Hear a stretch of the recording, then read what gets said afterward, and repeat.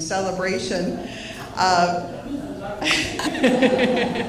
of new facilities out here that not only meet the community needs, but also help many individuals transition from one occupation to another.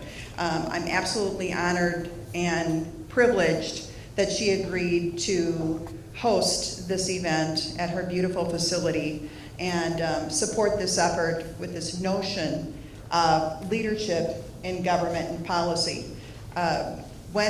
Quick story, when I was in Philadelphia delivering my proposal for my dissertation, I asked people if government leaders were leaders. And they said, "You mean people elected into public office?" And I said, "Yes." And the response I received from this professional group at the Academy of Management was laughter, shock, disbelief, and no affirmations. So when I completed my doctorate degree in the leadership sciences, I found that there was no research in this area. There was a big gaping hole. And I thought it was time that we looked at solid public policy, that we listened to business leaders, and we identified where the needs were.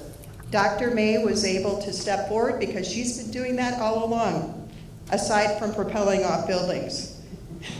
So with that, Dr. May.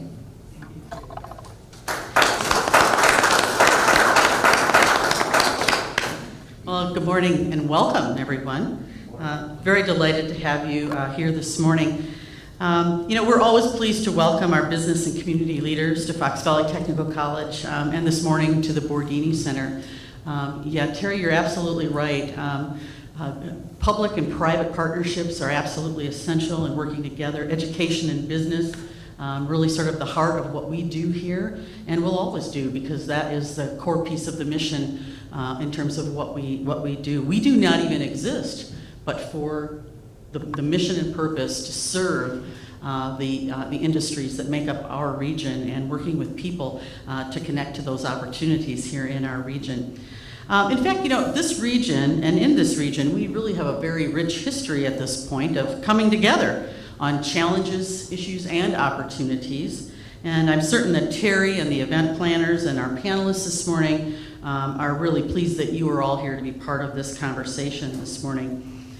I have to say that I'm personally not exactly holding my breath about positive policy direction coming out of Washington, D.C., given the many troubling dynamics that are occurring there and the tumult that's occurring there today. But that tells me this, and that is the fact that the progress that we are making here in this region and the collaborative approach that we're taking to solving problems here in the New North are of even greater importance. We have to take this within our own sphere of influence and with our own dynamic to address. And fundamentally, I think that's really the way it works anyhow, right? It happens in local communities, it happens one partner to another, and it happens with everybody kind of rowing together in a common direction. So with that, I look forward to joining you here for a time this morning. Again, welcome everyone, and we're very, very pleased to be your host today. Thank you, Terry.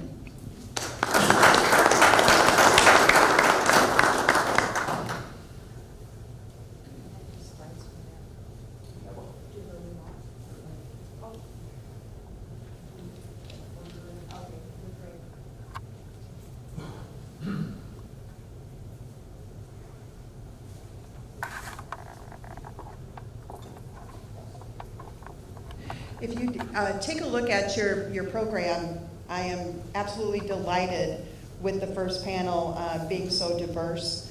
We will begin with just some brief introductions. Rod Gormley is the president of Down Home, an international vendor startup, small business. And his stories are going to be unique within the context of the first 100 days. Yeah. Thank you, and we may need to flip back. Okay. Sherman Barnes II is the vice president of Schneider International. He'll be sharing his views of the first 100-day agenda in the context of his business, technology challenges of logistics companies, and opportunities, threats, and sounds like a SWOT evaluation, doesn't it? But we'll have a dialogue on that as well. And Manny Vasquez is here representing Pepperly Companies, and previously was a part of the Chamber of Commerce, and previously before that, you were in politics. So the transition from a U.S. senatorial staff and a U.S. senatorial staff, and now Chamber, and now a company business development person will have a great perspective to share. So now we'll move back to the center. I just didn't want these wonderful individuals sitting up here without being introduced.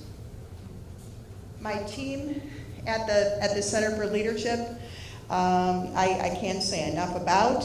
As I've already discussed, my dissertation and my PhD work was in the leadership sciences with a specialization in political communications. Now everyone's brow should be furrowed. And public policy. And a chief reason why I stand before you was a vice president of academic affairs at the time, and then came on board to launch the Center for Leadership in Government, Politics, and Public Policy, and that's Dr. Julie Lutschwager. So if you'd say hi.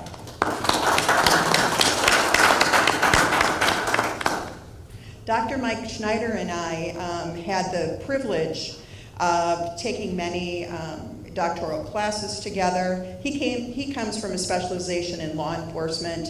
He has a vast array of experiences, not only as a police officer, but a superintendent of education in a facility where individuals attend when they break the law. Can I put it that way? Correct. Sometimes known as the big house, sometimes known as a detention facility. We have a vast interest and passion for leadership within government in every sector. And I thank him for being the Center's research fellow and for helping us today. Mike?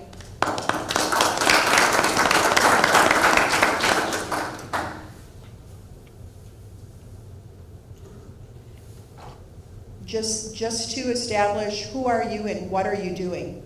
Our mission is broadly to advance leadership in government and public policy. It's to look at the issues and how it impacts individuals and people. We use big data in our analysis, meaning that we have a data team that can pull in public documents, archives off the internet, speeches, and understand better how leadership and public policy impacts the people that are being served. It is a brand new discipline. It doesn't exist on the books, and we're proud that so many people believe in us. Our research advisor on the board level was the research director at Carnegie Mellon's Business School. He later became the research director at the University of Toronto. And he believes in this project so much that he is helping to coordinate us. And thanks to Jim Golumbowski, he came to Wisconsin way back when with the creative class. 1848. To give you a tie-in, he did some research on me when I served in the other big house that people only want to serve in term limits in my perspective, and studied that the economic development policies I created actually led to job growth and economic prosperity back in 2004 through 2006. So Dr. Kevin Stolaric, if you care to Google him, you'll find a lot of research on workforce, talent, diversity, and just what we're talking about today. The evaluations you have will help us tremendously in planning for the next event. That first question is extremely important in terms of where did you hear about this event. Eventbrite was used, a social media campaign was used. Our state directors were asked to please get out the word to their members, and it will help us tremendously if you can respond to that box. The 8 o'clock session, as mentioned before, will focus on business leadership. The second session will focus on community leadership and impact on individuals that they serve, identifying through their stories and ideas as to how they're making a difference. And the third session at 10 o'clock will be, I think will just be an interesting one, because we'll have 2 very important state directors talk about manufacturing and small business growth and opportunities.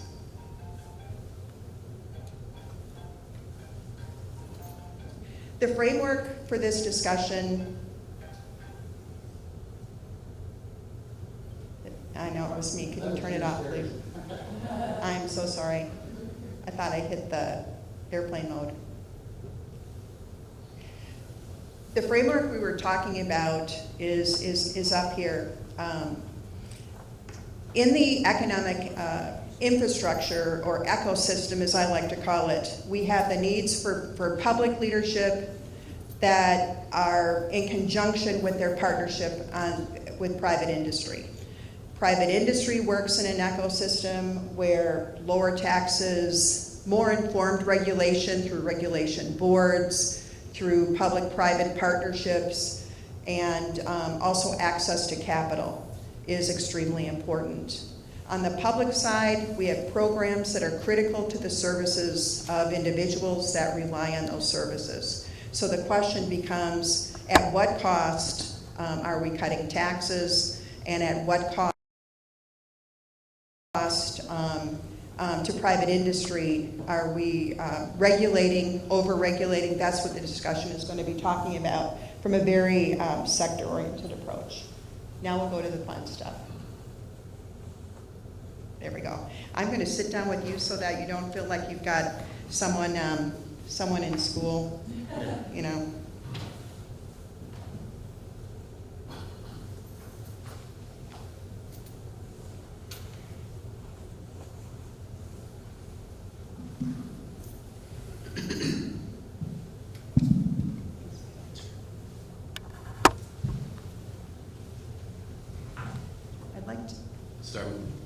I'd like to begin with Rod Gormley, and if you could, it's on, right? If you could just let us give us a little background on your business and how you established it. I think that would be a good place to start. Then we'll get into the leadership side. Okay, very good. I'm president of Down Home LLC. Down Home is a manufacturer of textile products. Primarily products, our core competency is products that are filled with either down or down alternative fills. So we're talking about pillows, comforters, blankets, throws. We sell to retailers who resell the product at a profit, so we are considered a wholesaler. We manufacture here in the U.S. some of our products in a plant in Greer, South Carolina. Majority of our products are made in China.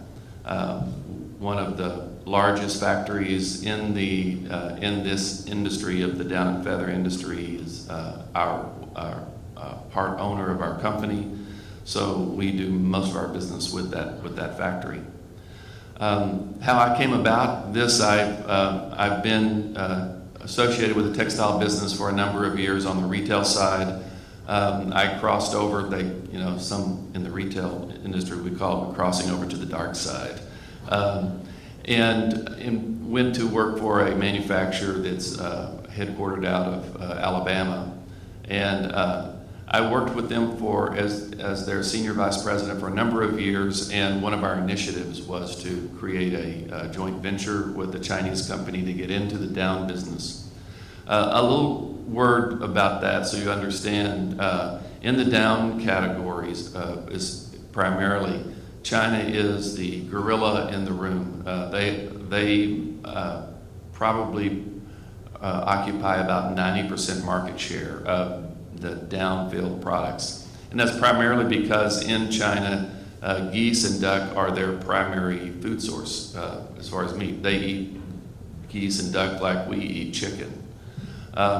So a natural offshoot of that has been the down business has really prospered in that country because the number of people there and the number of feathers and down that come from that industry. So this joint venture that we had planned, talks went on for about a year, and I was the intermediary between the two companies talking about how we might come together. It fell apart at the end of those conversations because the owner of the plant here in the U.S. decided to step back from the table. So the Chinese at that point wanted to continue, and they approached me about starting a wholly owned new company here in the U.S., which was the result of that. Down Home was born, and I became the president of the company. It's a pretty lean organization. We've been in business now for about 2.5 years. I have a national sales manager who helps with sales here in the U.S. We have a plant manager position in South Carolina, which is open at this point in time. We're actually recruiting for that. And then I have a whole team of people who office in China that service Down Home where we make products. So that kind of gives you a background a little bit about the company. If I can move it into a leadership perspective, your background is such that you have been at the very launch of QVC Network on television. You've been at the very forefront and beginning of Amazon out in Seattle, riding that tidal wave of innovation, being ahead of the curve, and now you're an international business with vendors negotiating in China. Could you give us some insight in what is your passion and how you got here? You're a transformative leader, yet you're moving in directions that are about a year or two ahead of the curve, which has to make life a little bit uncomfortable. So what is your passion, and how would you describe your leadership style? Boy, you make me sound so great. My years with QVC were really, in my opinion, for my leadership style, was probably most transformative for me. QVC was a blank slate. You could do whatever you really wanted to do, and I was given a lot of freedom there to make decisions about where to take the business. So, for example, we took the approach of looking at people hate to go buy a new mattress because they have to go out in public and lay down on a bed in front of people they don't know, and it was uncomfortable for them. So we took the approach of saying, what if we sold mattresses on television? We had our host lay down the bed and describe it, and they became like the surrogate customer. And so we ended up creating a $60 million mattress business on television, selling mattresses that in a way that was in a third party, which I think today there's a lot of press about a company called Casper that has just, if you've read a little bit about their investment targets, just put in $70 million into that company. And they're really an offshoot of that, taking that approach to the mattress category of being able to do it conveniently online. They've taken it a step further where now it's a product that you can literally pick up or have it delivered straight to your doorstep. And you don't have to have a bunch of people tramping into your home to deliver a bed. Kind of getting down to the weeds a little bit there too much, but that gives you an idea of what. So in QVC, what I had tried to take an approach of is being able to be a leader, but to be collaborative in that leadership style. So we had a problem. I'm using the mattress example to kind of describe this. We had a problem in that we knew how to sell mattresses, but we didn't know how to deliver them. In fact, the first time we went on air, we sold $2 million worth of a mattress in one day. Oh, everyone was excited.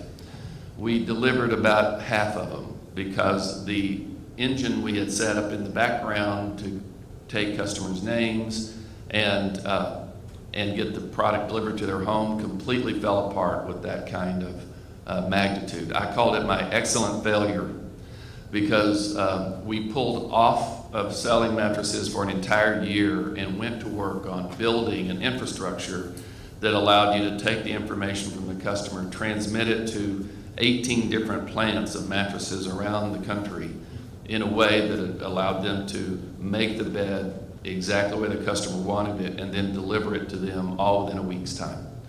So that infrastructure took place. I would sit in a room with a lot of IT people, a lot of engineering people, and they would talk in acronyms.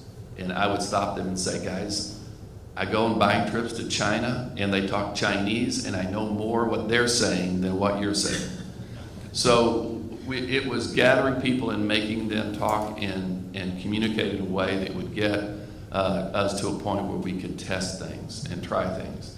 And it took a year, but we got the back-end engine created.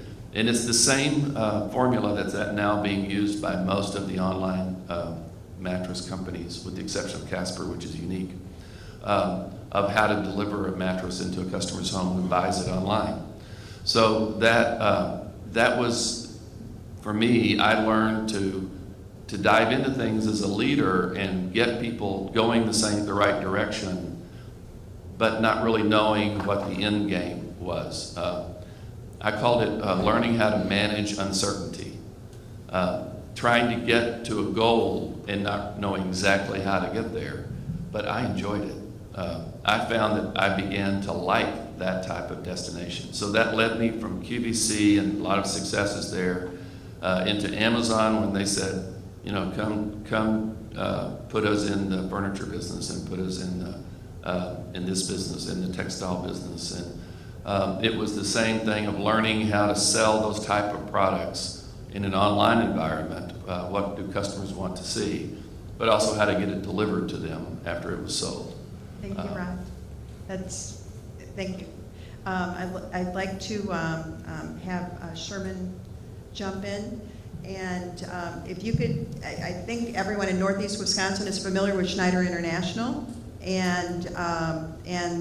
But what we're not familiar with is the journey that you're looking at now with new competition in technology, Uber, and the challenges that you have in front of you. Can you share what the state of Schneider International is today in this new emerging environment of technology?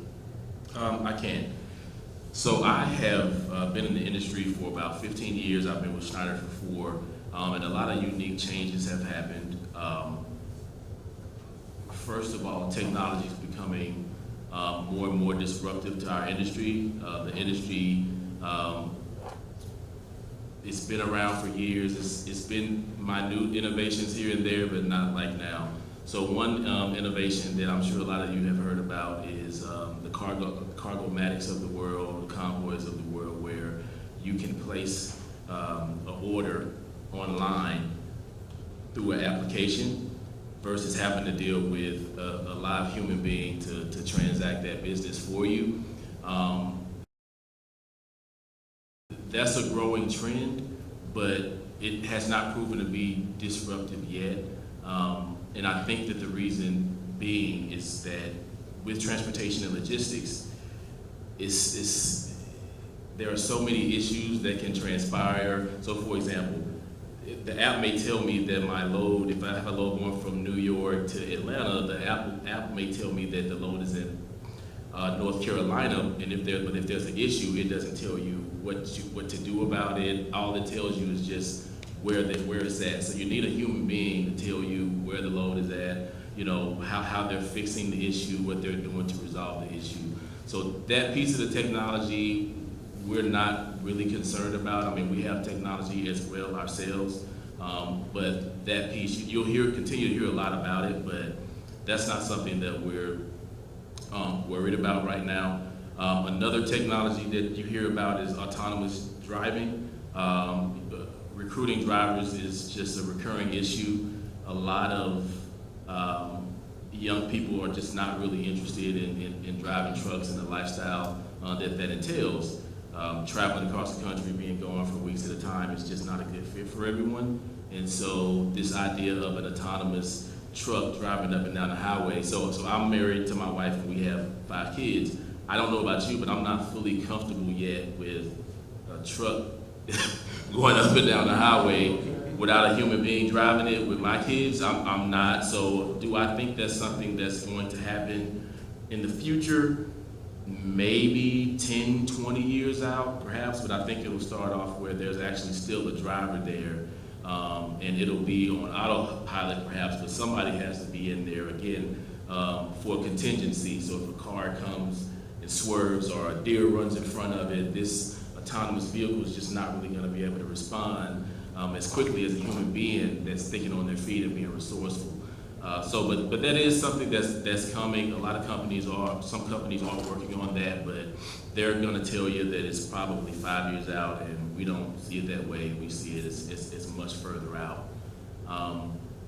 From a regulatory perspective, coming up in December, there's something called electronic logging devices. I'm not sure. I know some of us were in the transportation industry in here.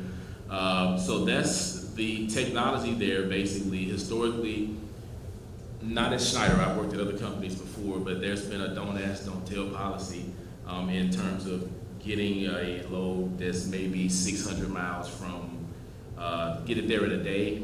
They're not technically, I don't think, supposed to do that. And again, Schneider's a very compliant company, so this isn't a Schneider piece, but it's just an overall within the industry, you get it there as quickly as you can.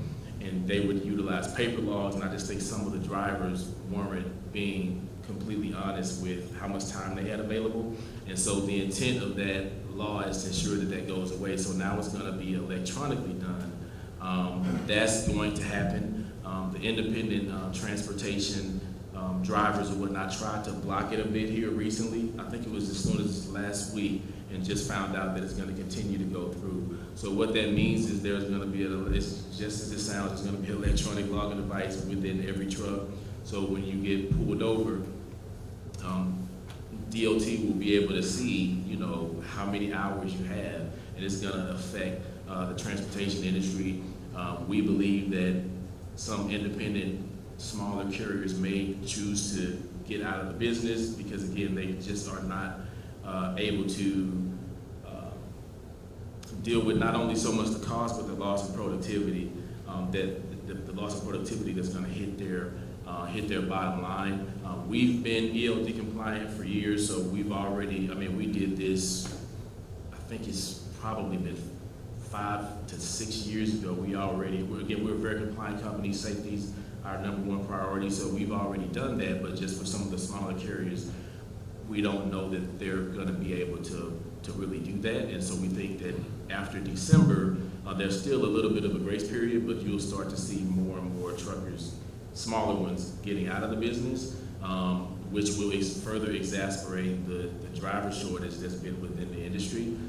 So that's a piece of legislation that's going to be pretty interesting. I would have thought that more carriers would be ELD compliant, but not last week, but the week before that, the DOT has a week where they're just doing random checkups and whatnot. And last year that happened, all the capacity disappeared, which said something, but I figured that this year, if it's 6 months away, most capacity probably wouldn't disappear and that people were compliant. Well, capacity disappeared again, and that legislation is 6 months away, so that tells you something there.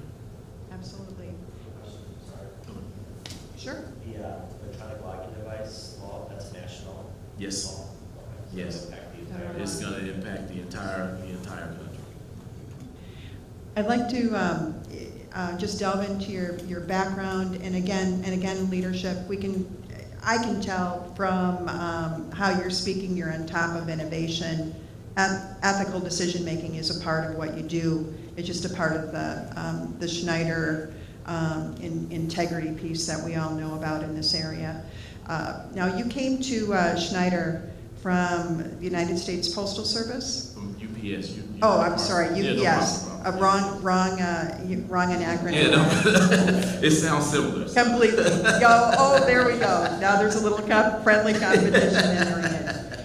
So what type of skills and, and leadership do you believe transferred from that? And more importantly, what inspired you to go into logistics in the first place, and how did you get there?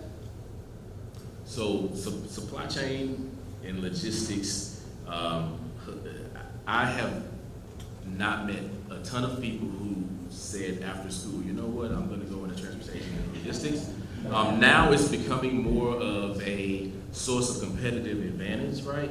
So the Amazons of the world, the Caspers of the world, them being able to be nimble with their supply chain and understanding that if I get my product to the customer faster than you, I beat you. If I can reduce my costs more than you can from a supply chain perspective, I beat you. So now it's becoming more within the educational realm, more of a serious discipline. So you have an MBA that you can get in supply chain, and but before that wasn't so.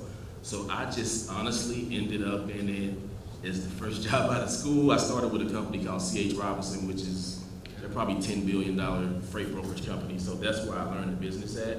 So I did that for about 5 years, and then I started my own company in a partnership with Landstar. So I did that, and then I went to UPS on the air and ocean custom brokerage, doing kind of international, like China, India, whatnot. So I did that, and lastly I came to Schneider. And I think, so how I got in it by accident, but when I got into it, what I loved about it was that you have, in order for me to help a customer ship their products, in order for me to remove costs from their supply chain, I gotta understand their business. And so it's fun to see so many different industries and deal with so many different industry verticals, and have to understand that it's the ultimate, MBA. Every day you're just learning about new, interesting businesses that are successful. So that's what got me into it. What I've learned from a leadership perspective is, I have a personal philosophy, number one, of servant leadership. I always think about how I can serve not only people that are my leaders, but also people that report to me at all levels. So I try to make sure that I'm available, but I also have a philosophy of teaching an individual with 2 fish rather than giving them all the answers. So soliciting their feedback and not just simply making the decisions myself, but helping them see why I may make a decision and getting their perspective on why the decision should be made.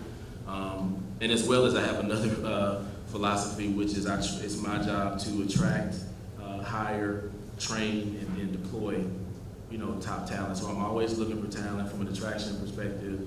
Then I need to train it. And the deploy piece is important because I trust the process. So I'll explain. Sometimes if you train someone and they're really, really good, and this is more so in the corporate environment, I've seen some leaders, not necessarily at Schneider, but just in general, try to hold on to that person because they're afraid that this person may get their job, or they're helping me hit my goals, so I'm not going to release them to go to another opportunity within the same company, just out of from my perspective, a selfish drive. And so I always had in my mind, I have this person for a season, I'm going to train them up, and then release them when the time, and that's always worked out for me. I just trust in the process that has been developed and in the talent and my ability to attract, hire, train, deploy talent. So it's a process that flows versus trying to hold people back. That's inspiring. Absolutely. Thank you. And Manny, we have a talented individual in you, in your background, in trying to understanding the economic environment. You've led initiatives in the Fox Valley at the Chamber of Commerce in order to look at a more regional approach, more collaborative education through technical colleges and manufacturing in this area to grow the region and to attract businesses. How has that led to your current role at Pfefferly Companies, and tell us a little bit about what you do there and what your company does. Sure. Good morning, everyone. Good morning. I think economic development which is what the Chamber and the Regional Partnership do, is a term that gets utilized a lot out there, and I'm a big fan of it, so every time I hear it, it's a good thing. But The chamber version was working with the private sector, the public sector, the nonprofits, the colleges, kind of the whole village, to keep business here, attract new business here, and now more than ever, the talent piece became first and foremost almost to the traditional economic development model, which is tax incentives, infrastructure, and they'll come here. That's all very important. Supply chain is very important. Logistics, tax structures are very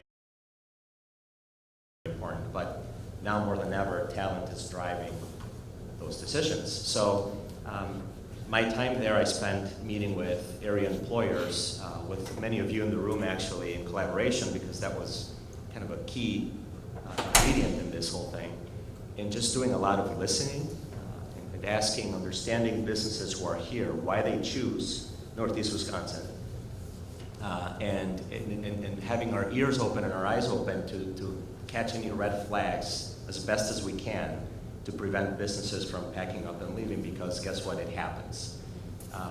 A business's loyalty to a community is only limited until it enters into a business decision. So I think we learned how to be proactive and not just wait until the bad news hit the paper to do something about it. The Chamber's retention and expansion program strives to do just that. And in transitioning to commercial real estate, there's a lot of listening involved, a lot of trying to understand their business to provide them with a service that is commercial real estate.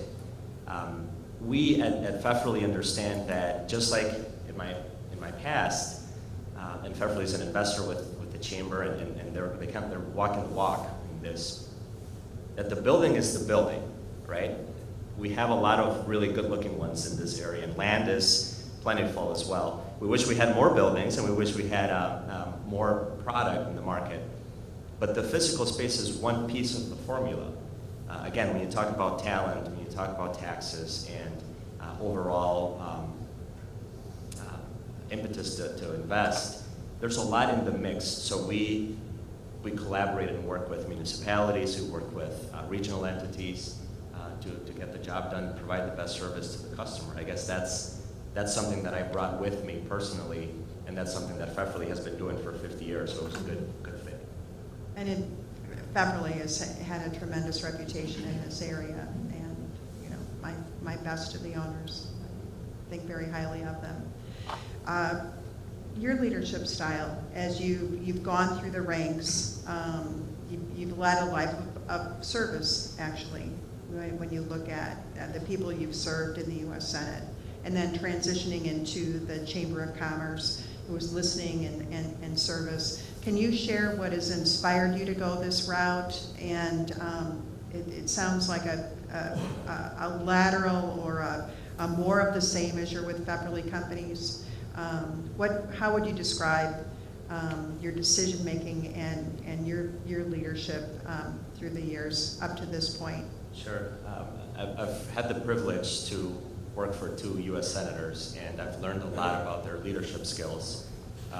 One was a Democrat, one was a Republican. So politics aside, I focused on the person as much as I can. And I guess that's what I try to do professionally is, regardless of the size of your business or what you look like or where you live, you play an important role in our economy, right, sort of on the professional end. But so I've learned that listening is a very important skill as much as giving a good speech, and not trying to make excuses for to advance professionally, I guess. I think a lot of times, we sort of create those ourselves, and this is still a great country, and the American dream is a very real thing. Personally, I've had the pleasure to live it. So hard work really does pay off, and I think that's what I bring into my leadership style is, work hard, number one, and also all the things that we talked about. I think finding and retaining good people is becoming very difficult, so creating a culture that values listening, that values flexibility and thinking ahead. I think that's sort of what politics also is all about, as you know. Service, yeah. It Service. should be about, I'm handing out my bias, which I shouldn't. I believe it's all about service and making a difference. Yeah. So, inspiring stories. Now, I'd like to flip to the framework of the discussion in this first 100 days, if we could recapture a slide that we ran through and just leave it up. And in terms of the landscape changing and the changes that we've seen, rhetoric aside, I just read a financial prospectus that said, turn off the news, don't listen to reporting, we're in a bull market. The forecast continues to be good. We found $3.6 trillion injected into the economy since the election. We've seen positive reports both for the National Association of Manufacturing and the National Federation of Independent Business in terms of the economic climate. Can you reach in from a business perspective or your personal experiences to just share a story of if anything has changed or what you're seeing on the business level? And we'll start with Rod again, if you don't mind.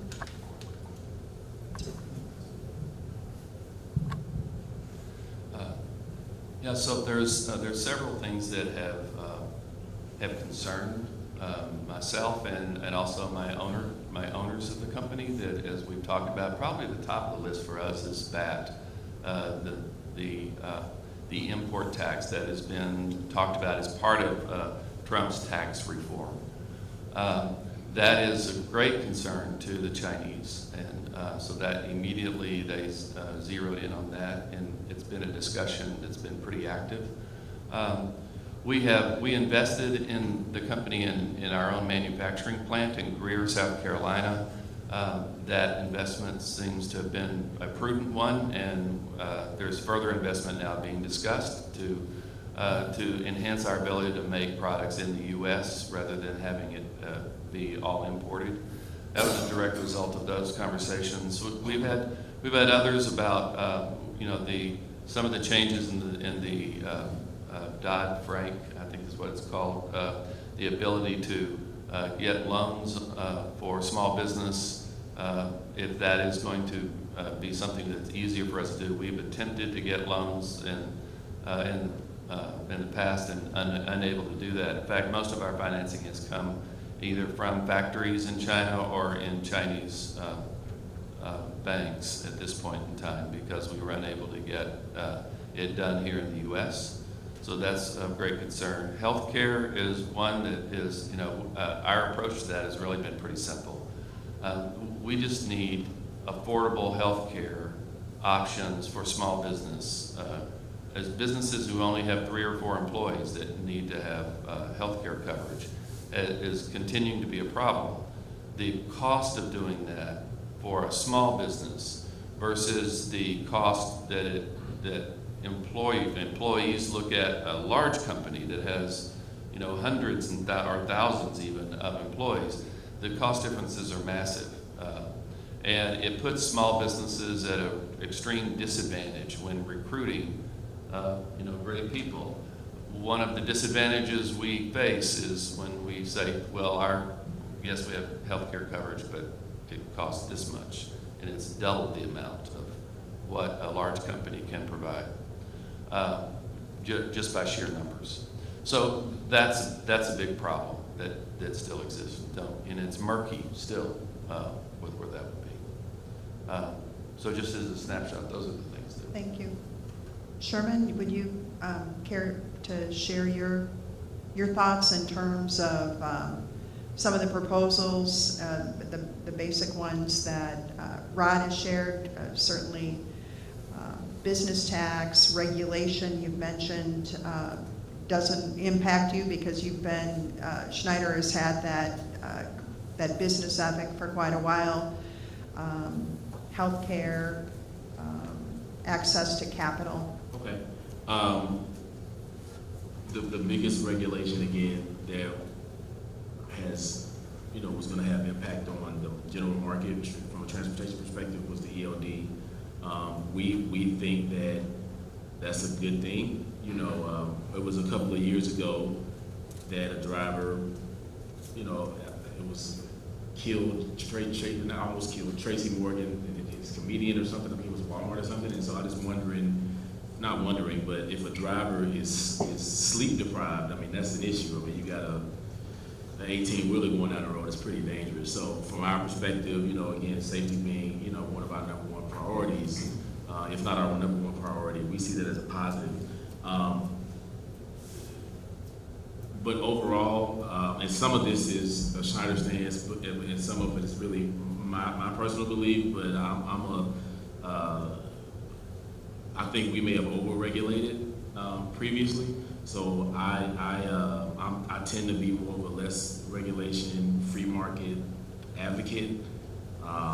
You know, that's just one of my core beliefs of what makes our country great is, you know, the magic of the marketplace. So I'm a big advocate of that. From a economic perspective, I think that the economy is growing, but it's growing slowly. I don't know about everyone else, but my 401k has been looking a bit better within the first 100 days, but I'm not sure if that's, you know, what to exactly to attribute that to yet. As he said, you know, from a regulatory perspective as well, with other things like Dodd-Frank and whatnot, it's a little bit more murky, but overall, I think that with the slow growth, what I'm seeing is that we're having to take business. It's not a ton of organic growth within the marketplace. We're having to take business from competition in order to grow. So I'm seeing a more competitive environment right now than I did when the economy was bustling. If that makes sense. Yeah, thank you. Manny, what are you seeing in terms of the framework of a pro-growth or a changing environment? So Pfefferly has a good perspective. We're based in Appleton, started in Appleton, but we have offices in Green Bay, Wausau, and an affiliate in Madison. So we're statewide, and we are brokers, and we also manage property, about 13 million square feet of it statewide, which is actually makes us the largest commercial management company in the state. So that being said, we have a good grasp of what's sort of happening in the different pockets of the state from the sense of commercial real estate. We have a lot in our pipeline, so just to kind of maybe give you a snapshot of the local market and how it's reacting or has reacted to the beginning of the Trump administration. We have a lot of deals in our pipeline now. We're just waiting for those triggers to be pulled. 2015 was a record year for Pfefferly. So 16 was still a good year, just slightly smaller because, or shorter, because 2015 was such a hot year. 2017 seems to be getting off to a pretty slow start. And let's keep in mind, folks, that before Trump came on board, this is almost the longest recovery period in the history of the country, right? If this recovery, this expansion, goes until June 2019, it will be 10 years old and officially, at that point, the longest recovery period in the history of our country. So it is sluggish. It is kind of getting a feel for what other sectors and industries are doing constantly in the past decade. The good thing for commercial real estate is that because it's such a tight commercial real estate market in Northeast Wisconsin, I was looking up some latest stats to give you the latest numbers. So office vacancy in the Appleton, Green Bay sort of general area is at 7.7%. Industrial vacancy is at 1.9%. So there isn't a whole lot of product out there. And Karen can probably attest to this. You deal with this also from the city's perspective. Warehouse of 20 to 40 to 60,000 square feet in the valley, you cannot find. There's stuff now that is churning, and we're seeing some progress in that regard. But candidly, that's not a very bad place for Pfefferly to be in. If the market is tight, that helps our company, right, business-wise. Now that being said, we also have to provide the supply that we're here in demand for. I think there's a lot of investment opportunities right now in commercial real estate because savvy investors know that it's a tight a tight commercial real estate market. So they want to invest some capital into owning and maybe leasing back that office building, for example. So from the investment side, things are looking pretty good. Folks are spending money, so it's a good thing. I like the positive outlook. I'd like to just see if there's any questions that anyone else may have. Karen? Sure, this question's for you on why they're so heck-bent on this electronic monitoring of drivers, because the commercial travel industry, I mean, you figure miles driven per accident is like less than 1%, so I guess I don't know what's driving this. So this was set in motion under the previous, administration. So I think that's, hearing about the Tracy Morgan accident, I think further exacerbated that. So I don't think there's anything to your point, from a metrics perspective that set the trigger, but it's been building over time, and they view it as a means to ensure that the average driver is more safe on the highway if drivers are not sleep deprived, and they want to ensure from a documented perspective via the ELDs that drivers are not sleep deprived, that you're not making an 800-mile run in a day versus what they would like to see you do, which is 2 days. So it's something that's I don't think it was one thing. I just think it's been culminating over the past few years under the previous administration that's come to a head. I guess it bothers me that things don't make these small businesses that are more power businesses. I don't think that I don't think it'll be everyone, but you have a lot of drivers that may have 1 truck, 2 trucks.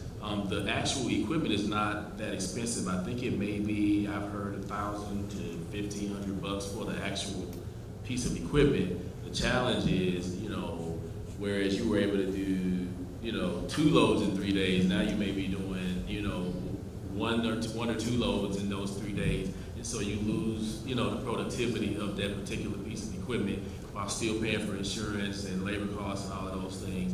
So I don't think everyone will go out, but there will be situations where a person with 1 or 2, maybe 3 trucks may say, you know what, it's not going to be worth it for me. Particularly since the economy, yes, it is growing, but as he brought up, not robustly. So if this a person with that truck is not able to get new customers as they would like to and things, then I foresee, just from what I'm hearing in the industry, that it's probably going to drive further capacity out. Mike, you had a question? This is a question for all 3 of you, and has to do with the tax reform part of the agenda. Each of you represent different segments of business: commercial property, transportation, logistics, and actual business that's working with the Chinese. What is your take, or have you thought about what would happen if that $3 trillion from overseas gets repatriated and comes back into the United States? Have you thought about how that would affect each one of your basic businesses, and is it even on your radar?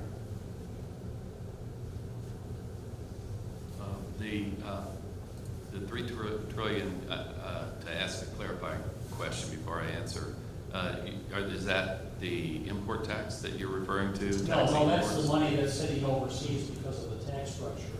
Okay. But a lot of companies have moved there. Oh, like Apple and stuff having all their money abroad. Right, so if that money is coming back and is invested in commercial property, increased business, which affects logistics, have you thought about how that could impact your business? No, we've not had any of those discussions in our company because our discussions are more practical. I would say they're more us, what's going to happen to us, and that money seems like it's out there and we can't touch it and we don't have any effect on it. So honestly, we haven't had those discussions. We've just focused on, if they apply a 20% import tax, what are we going to do with the way we run our business? We've had a lot of discussions on that topic, but not so much the funds that you're talking about. comprehensive tax reform is complicated stuff. Congress keeps bringing it up, and then it goes away, and they bring it up. I'm just hopeful that the Trump administration can lead the charge there, but the president's only one piece of that. The entire Congress needs to, start on page 1 of that book that's about this thick, and start reviewing. And I don't think any of us are holding our breath for that to happen. Personally, I hope it happens at some point. Just keep talking about it and not coming up with solutions. But national politics. Within that context, positivity or the positive perception is wavered with the National Federation of Business, for example, on their research sites when Congress is hesitating on some of these bills. So Congress is setting the pace for executing the agenda. So we'll see. Manny, that was a great response. Please. Mr. Chairman, you see the e-logs increasing costs to the consumer because you have smaller carriers going out and bigger carriers being there. You're already understaffed, and is that a direct effect?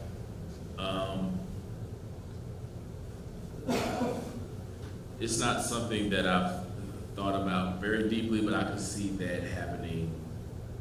But I think it'll be pretty nominal.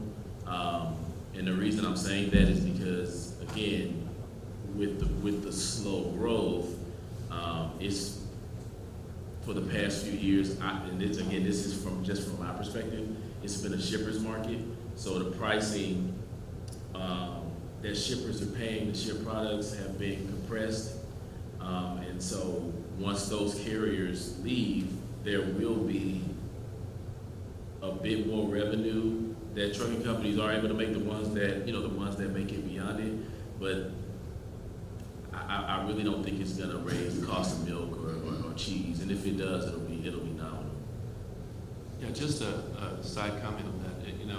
When you, as a manufacturing company, when we look at cost of freight, it's about 3 to 6% of the cost of the product, the freight itself.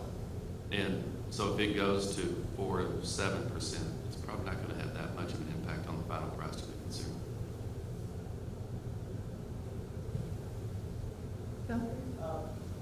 Probably Rob, you probably chime in on this bit, but it's been suggested in Madison, even motor carriers should pay based on mile driven, should be taxes based on the total miles driven in Wisconsin.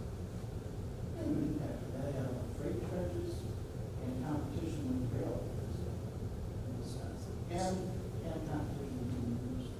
So let me make sure I'm understanding what you're saying. So you're saying that there's been some legislation brought up to pay drivers on a per mile basis? It would charge motor carriers, the trucks themselves would pay taxes based on miles driven in the state.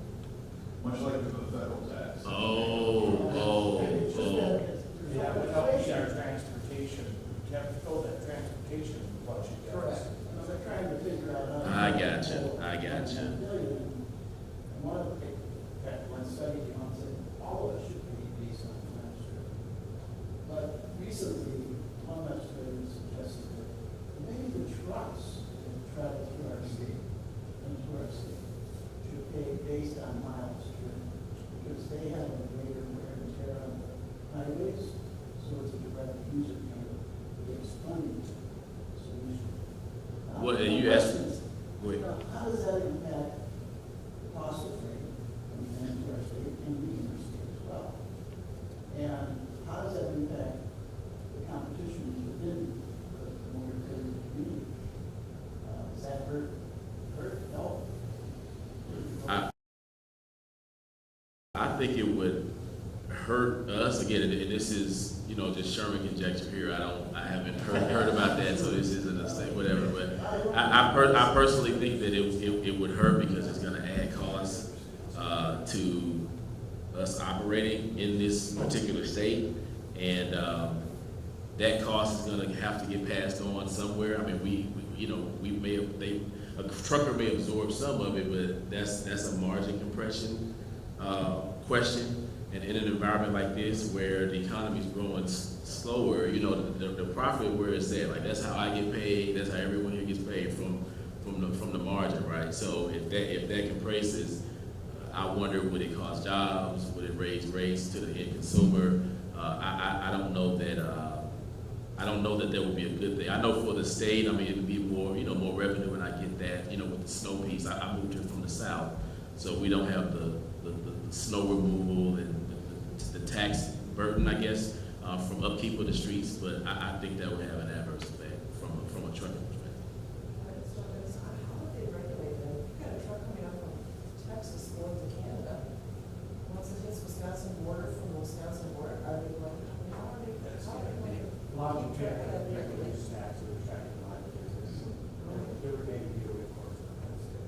But that sounds to me like a very sensible idea. This is funny that we're at something like this and we're talking about e-logs, but I hate to harp on it, but the question for all three of you is something that you brought up is regulation. And with the administration change, how that's going to change, how it's going to be altered. But what I see in my industry, I'm in the construction industry, so similar to your transportation logistics, and what we've seen is consolidation like crazy in the last 15, 20 years because of regulation. Smaller companies don't want to deal with that regulation, don't want the added costs, because all of it is just hidden costs. Not only the fact that you have to do more things, but the fact that you have to add more people as overhead to control those costs. So from your perspective, all three of you being in different avenues, what do you see in your industry in terms of what consolidation has done in the last 5, maybe even 10 years, and then what that's going to do in the future to costs, product, competition in the marketplace, those sort of things? Because you used to have so many companies, now you have so few. What's going to happen to competition, innovation, all that fun stuff? So again, this is Sherman speaking. I'm a free market capitalist through and through, man. I believe that the more competition, the better the rate to the customer. That's just, again, my perspective. I don't know what everyone else thinks. And I would hate to see any industry go to a situation where it's 4 or 5 large providers that dominate in the industry. And again, this is just from my perspective, when that happens, I don't know what stops them from raising rates, and what are you going to do, right? Like you can only either go here or here, it's your choice, right? And I don't think that's good from a pricing perspective for the end consumer in situations that I've seen. I'm getting the watch. Do we, Manny or Rod, do you have a comment or? We're seeing just a very quick comment, we're seeing some of that with succession planning and how, if it's a family-owned business, for example, they don't have the interest by the younger family members to continue it on, then there's a move that gets made, and that impacts the real estate piece to that too. But I think we're seeing a good influx of foreign investment to continue to come into the U.S. despite all the chaos going on in D.C. So I think that foreign investment has a very interesting role in mergers and acquisitions, and how they could, and they do, often own Wisconsin-based companies, and how that has a dynamic and an impact. So something to keep in mind. With that, we'll close the first session. Take 5 minutes. Stand up, help yourself to some coffee. I apologize, no hot tea. I will bring you some great tea, Jim. 3 community leaders with us. Karen Harkness, who's the Director of Community and Economic Development for the City of Appleton, who has a tremendous amount of experience in attracting business and looking at community and governmental leadership as she wades through the opportunities of grants and other options to develop the City of Appleton. Jim Golembeski, who is a regional leader and oversees 11 counties as Executive Director of Workforce Development, has a wonderful aptitude toward people and inspiring new innovations and organizations that really strengthen Northeast Wisconsin and his 11 counties. And Beth Pritzel is known as a talent upload guru who has established a way to pull in talent into Northeast Wisconsin, and she'll give us the specifics of how that came together. To just put this in context, we'll take a look at a national chart. This is courtesy U.S. Census Bureau and Matt Cures, who works for the UW Extension. And we can see where Wisconsin is placed when it comes to population migration. Everything to the right is in a positive category. Everything to the left is to a negative category. So when we want to attract businesses and talent, we're looking at a comparison with the other states where there's just room for new strategies and improvement, which is why talent upload and the innovations that both Karen and Jim bring to the table are so critical and so important that they're leading in that area. In the next slide, we can look at Northeast Wisconsin, the darker area right around the Northeast, the Appleton area, with a 20% change in county population. We're seeing some stimulus with people moving in specifically into Northeast Wisconsin. And this is data. We're letting data tell the story. We also see Dane County with growth, and also the Hudson area just outside Minneapolis.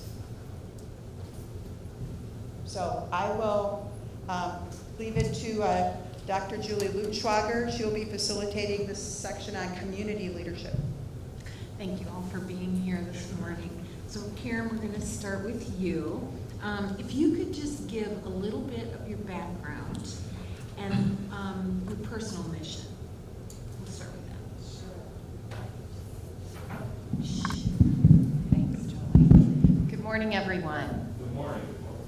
So I, as Terry said, I'm the Director of Community and Economic Development for the City of Appleton, but I had a very circuitous path to get me to that. Kind of like Sherman, I did come out of school saying, oh goody, this is what I'm going to go to school to be, as the Director of Community and Economic Development. Truth be told, when I graduated from school many moons ago, I didn't know anything about community and economic development. I sure as heck didn't think one day I would be the director for a city such as Appleton. So my background was, when I graduated from school in a liberal arts college in Cedar Rapids, Iowa, which is a sister city to Lawrence University, or sister school to Lawrence University, called Coe College. I graduated with a liberal arts degree in political science and history. I was raised in a family that was very political. My father was a Republican, my mother was a Democrat, so our evening dinners were always very interesting. Yeah, to go a little bit further, my mother was a Southern Baptist and my father was an Irish Catholic from Chicago. So we always had very, very interesting conversations at our dinner table, which I always say was a good opportunity to hone my debate skills, right? So I went to work for the state of Iowa for a program called TRAIN, Teach, Rehabilitate, and Aid Iowa's Neglected. This was back in the early 70s when we had some energy issues. From that, I went into owning my own Hallmark store for over 10 years, was a family business in retail in downtown Cedar Rapids. Married, had children. My husband was a truck driver for Nash Finch, and went into management out of truck driving, because truck driving isn't a very great job when you're trying to raise 3 children and your wife works in retail. So Jody went into management, was transferred up here to Appleton with S.C. Shannon, who Nash Finch had owned for over 20 years, but had kind of let them run on their own. Shortly after coming up here, we had a mutual agreement to sever our ties with Nash Finch. I had thought when we moved up here I wanted to be a stay-at-home mom and raise my 3 kids. I shortly found out about 6 months after that I needed more than my 3 kids and Barney, the big purple dinosaur. So went back into the workforce, worked for St. Elizabeth Hospital in their auxiliary, redid their gift shop, rebuilt a new gift shop, did fundraising for them, decided I wanted to run for the Appleton Common Council, was elected as an alderperson on the Appleton Council, served 8 years on the council, and during that time decided I wanted to go back to school and get my master's degree in public administration. Shortly before I finished that degree, I was hired by Future NENA as the executive director, and Future NENA is an organization that doesn't only concentrate on downtown NENA, a little bit different than Appleton Downtown Inc. or Green Bay's downtown organization. Future NENA focuses on the whole city and was very involved in economic development issues. So I had some wonderful mentors through those years, and this job came open with the city of Appleton. I was asked to apply, and here I am 9 years later. So I don't come from a typical background for being a community and economic development director, but I will tell you that my background has served me well, because owning my own business, I understand what the business owners go through. Being an elected official, I can also understand our aldermen and other elected officials, which are so important to get their buy-in and their support in what we do. And then being in politics, it certainly helps, and honed my skills with economic development kind of throughout. So, based on your background, what have been your successes in attracting talent? So as we heard from our first panel, that talent attraction piece is so important today. Economic development is not what it used to be. It's become very complicated. It's not only finding the right site, but it's also putting together a capital stack that makes sense for that business to expand or relocate. But that talent piece is huge as well. The slide that Terry showed us earlier about the growth in Northeast Wisconsin, I think we can really say that it's because of what I call the 3 C's, collaboration, competition, and consensus. And I think that Northeast Wisconsin excels in all of those. We all have competition at so many different levels at everything that we do, and we all have to handle those in certain ways depending on what that competition is. But what I've seen in Northeast Wisconsin, what we have going for us that I haven't seen in other parts of the country, is that collaboration piece, that regional approach, and that can-do attitude. Not every part of our country has that. And then, of course, building that consensus. So that's why it takes us 30 years to build an exhibition center, or 22 years to build a performing arts center, is because we're sure that we develop that consensus along with that collaboration. I would agree with you on the collaboration part. My background is healthcare, and so I have worked with the Fox Valley Healthcare Alliance, and leader in the state in both practice arena and education working together. So it's been marvelous working in the Northeast area. So tell us what have been the governmental regulation advantages, disadvantages, taxes, capital. Yeah, where do I begin with that one? There's so much, and you know, it's at every level, federal, state, and local. So I guess from my standpoint, I'll talk about 2 of them that we're dealing with right now: the historic tax credits and CDBG, community development block grants. So I often think that the intent is not always what the impact is. And sometimes the intent gets lost in the regulation of the implementation of it. So historic tax credits are under fire at both the federal and state level right now. It's part of what President Trump has authored in his budget bill to be eliminated, and Governor Walker in his budget bill wants to cap historic tax credits at $10 million. So this has been a conversation that's been going on in our state now for about the last 3 months, and I'll just share some statistics with you. Baker Tilly did a analysis of 118 projects in the state of Wisconsin that were done from 2014 to 2016.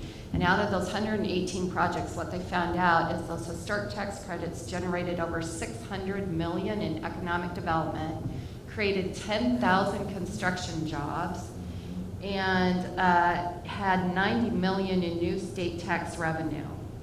Governor Walker's recommendation was to cap historic tax credits at $10 million and to introduce a component of job creation with those historic tax credits.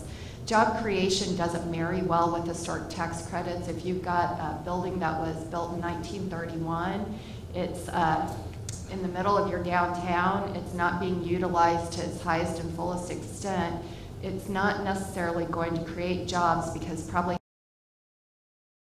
how that building's going to develop is office, retail, and maybe some housing above that. So try to take those tax credits and translate it into a job requirement is difficult. And then if you're going to cap it at 10 million, what you're going to see is you're going to edge out all of those small projects and communities that are probably under 50,000 in population, because the smaller people, smaller developers, smaller projects aren't going to have the time to go for such a small pot of money.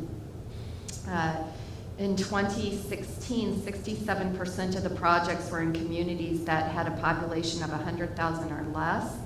And what we found was that those historic tax credit projects paid for themselves in 4 years or less. And over 10 years, the state would stand to gain an estimate of $187.75 million in net tax revenue from projects that were reviewed by Baker Tilly. So I can tell you with the city of Appleton, I've got 3 projects that are on hold right now in historic buildings. They were ready to rock and roll. They're now standing down until they see what happens with both the federal historic tax credits and the state historic tax credits. CDBG funding is no different. It was on the chopping block at the federal level. Just yesterday, we were told that the allocation for 2017 was awarded. The city of Appleton was given $550,000, which we then pushed down and out to not-for-profits in our community that do all kinds of good things, from addressing homelessness to drug rehab, abusive relationships, Harbor House, who's able to help women and children that are in abusive relationships. So without those funds, I'm afraid government may have to spend more money for that. So those are 2 ways. Just real quick, Julie, another way is tax incremental financing our TIF districts, which is really the only economic development tool that we have in the state of Wisconsin to attract and retain businesses. And that too has seen a lot of changes at the federal level, but most assuredly at the state level as well, from allowing towns and villages to be able to TIF, which really changed the dynamics of cities and our ability to have those tools. So those are 3 ways that I can think of right off the top of my head. Jim, we'll move on to you. Okay, I've always learned ladies first. Just brought up right. So, kind of the same question. Tell us a bit about your background, your professional mission, who inspired you, mentors. Man, did you set me up on this one? Oh, dear. Well, okay, the deep dark secret. I started out my career in 1981 as a Catholic priest. Turned out that I had authority issues. In fact, a month ago last Friday, I got a certified letter from the Diocese of Green Bay. It cost them $6.59 to send it to me. And 27 years after I resigned, they officially kicked me out.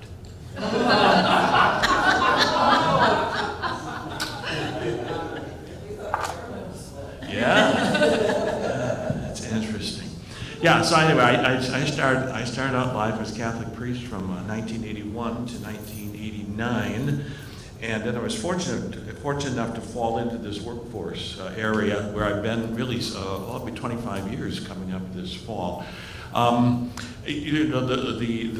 ministry piece of that has been advantageous to me in the sense that from that occupational perspective, you get this broad view of the community, which is what the Bay Area Workforce Development Board really brings to the table. I have a large board of directors, 45 people. We have a majority of business leaders from the 11 counties that we cover. The tech colleges are at the table, the economic development's at the table, K-12 is at the table, so that kind of community organizing piece of this, it really has served me well. And basically, Bay Area Workforce Development Board does three things. We develop a broad strategy for matching worker skills with employer needs. I would talk about that in a second. We pull together the whole variety of agencies that are funded at the state and federal level for workforce development into a one-stop format called a job center. And then we target three groups of people, dislocated workers when we have plant closings and layoffs, low-income, unskilled adults, and then young people as they get out of the secondary school years and try to achieve adulthood. We've got a great new initiative going in this region around young people aging out of foster care. We got a little grant a couple years ago from the Green Bay Community Foundation, and what we discovered was that within 5 years of aging out of foster care, 80% of those young people are either homeless, in prison, or dead. So we've really got a new initiative going to help them, engage them earlier on in a career plan. And we had 118 young people last year engaged in that program. It's a grant called the Independent Living Grant. And of the 118, not one of them came out of the system homeless. I'm very, very proud of that. So that's good. My other big influences are all musicians. I grew up in the folky era. In fact, I was listening to Harry Chapin yesterday. God, I miss Harry. Yeah, well, you wonder what he'd be writing if he were alive today. But many of those people were very, very inspiring, that's for sure. All right, what was the second part of the question? Oh, let me say one thing. We're talking about talent development here, talent attraction. And one of the things that happened that I'm very, very proud of is 11 years ago, we had a group of manufacturers come to us and say, we have a problem, we get it, we have an aging workforce and a bad image. And we created the Northeast Wisconsin Manufacturing Alliance, which has grown in 10 years from 5 companies to 200 companies. And the woman that I contract with to manage their affairs, Anne Franz, and the plant manager at Sargento down in Plymouth were out in Huntington Beach, California yesterday at a black tie event to receive an award from the Manufacturing Leadership Council, which I'm told is the equivalent of a J.D. Powers Award.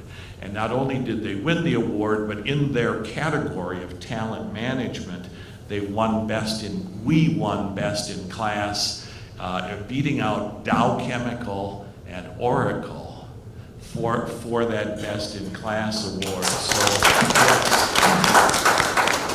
So we have a really wonderful model right here in Northeast Wisconsin from our manufacturing community, with a lot of credit to Anne Franz for what she's accomplished on really how to develop and retain and attract and manage talent. And I'm just very proud of my involvement with that group. Could you describe it a little bit? How you do that? Well, we started again, we had a small group of manufacturers, and the advantage when they came to us, I'll be honest, they were pretty frustrated in working with the chamber in Green Bay. But the advantage that we have is we have that regional perspective, which we've really developed in this area. And so we got a small group together and we said we have to change the image of manufacturing in order to draw young people into that. So over the years, we have this All-Star magazine. So we get young people who work in our manufacturing companies under age 35 are featured in the magazine. We have videos The last couple years, the manufacturers have created Get Real Math videos, which show applied math problems right in their companies. And these are now being used all over the country by math teachers. And I have no problem at all with somebody in Illinois seeing inside one of our wonderful companies and thinking that might be a good place to work. And they've instituted this internship draft day where they bring about 200 college students in. This will be on November 9th to Lambeau Field. It's got a football theme to it, where the companies draft kids for paid internships.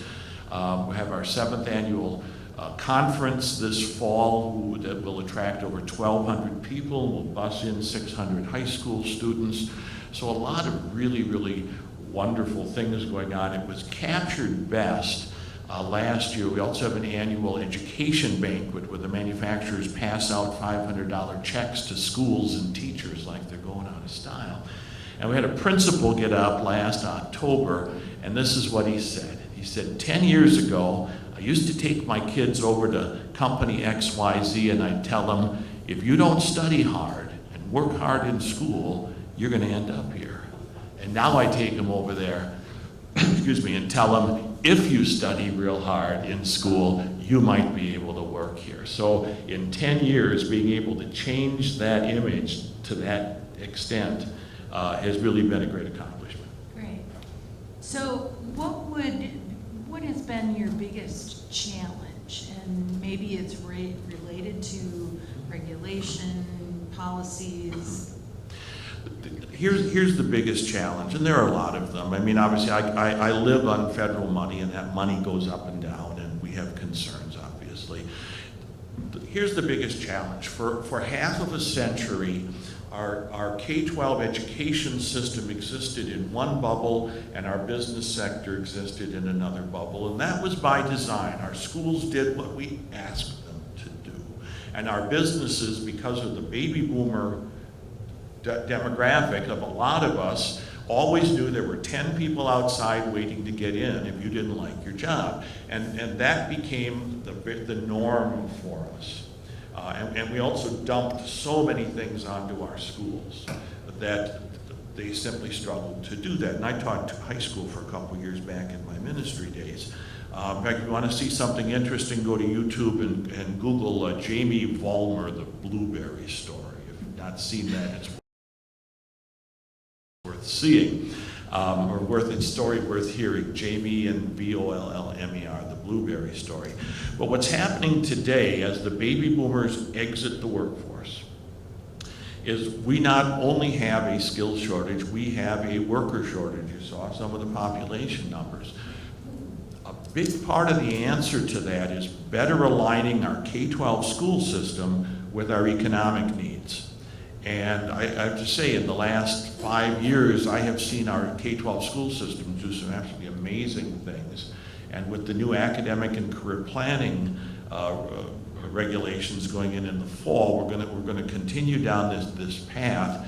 But the more that our young people know what career opportunities are available here in Northeast Wisconsin, manufacturing, healthcare, transportation, agriculture, construction, IT, and sales, the more that they know that, and the more they become engaged with those companies while they're still in that K-12 system, and develop friendships and mentors, we're going to solve 2/3 of our workforce problem as we begin to change our institutions. And it's changing on both ends. Our manufacturers paying more and more attention to our schools day to day, integrating more and more kinds of things like that, and certainly our schools paying more attention to getting the young, within a great deal of time restriction, getting more and more career planning, career awareness, engaged on a day-to-day basis within that. So that's a huge movement going on. We've taken some good steps forward. We have a long way to go. I'll still sit here and tell you that 70% of our kids graduate from high school without a clear plan. And we have a decade in which to change that. Thank you. Beth. Hi. Hi. same question for you. Give us a little bit about your background, and then your professional mission, and touch on your program. Sure, great. So like both of the panelists beside me, I did not have a traditional route into economic development or talent recruitment at all. I graduated from UW Oshkosh with a degree in communication. There weren't a lot of jobs around, especially with a degree that was kind of vague in the early 2000s. So I decided to move down to Chicago and I guess kind of have some fun. I worked at several different wine bars, and during this time I was going for my certification to be a sommelier. So basically the studying was drinking a lot of wine. It was easy studying. And after a while, started to grow up, moved back to Wisconsin and took a position at a locally owned, woman-owned jewelry retailer here in the area. Did their marketing as well as photography and all of that fun stuff. Knew that I needed something that was going to, there wasn't anywhere to move up there. And so started at Fox Cities Regional Partnership. When I was interviewing for that job, I did not know what economic development really was. Figured it out and was like, oh yeah, I love this. I already love it. I just didn't know that was the name for it, I guess. And got to work with Larry Burkhart, who started the program. He had a lot of experience behind him, and have actually gotten the chance to work with a lot of the people that are here in the room, which has been fantastic over the last 4 years. About 3 years ago, Manny was on the team at this time, and may have even been my superior when this first began.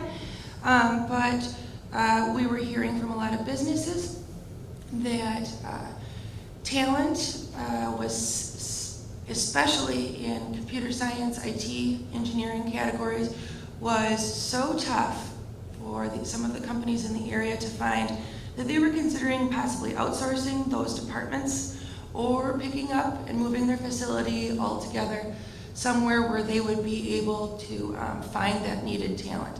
Obviously, if you've got empty seats open, you can't grow, and especially engineering and IT, if you don't have those people in place, that can really inhibit any growth that you're looking for.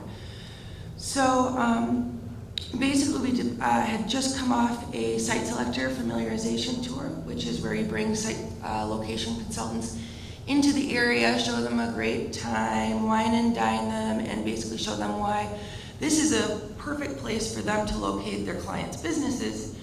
We decided to do something on a much larger scale with college students. So the plan, and ultimately what we ended up doing, is to, we've done this 3 times now, we bring in college students from around the Midwest, so Minnesota, the Upper Peninsula, all around Wisconsin, and now Indiana and Illinois. We're looking to get into Iowa this coming fall, but we bring them into the Fox cities and show them not only all of the great opportunities that are here in the Fox cities for them to be able to begin their careers, the upward mobility that's available here.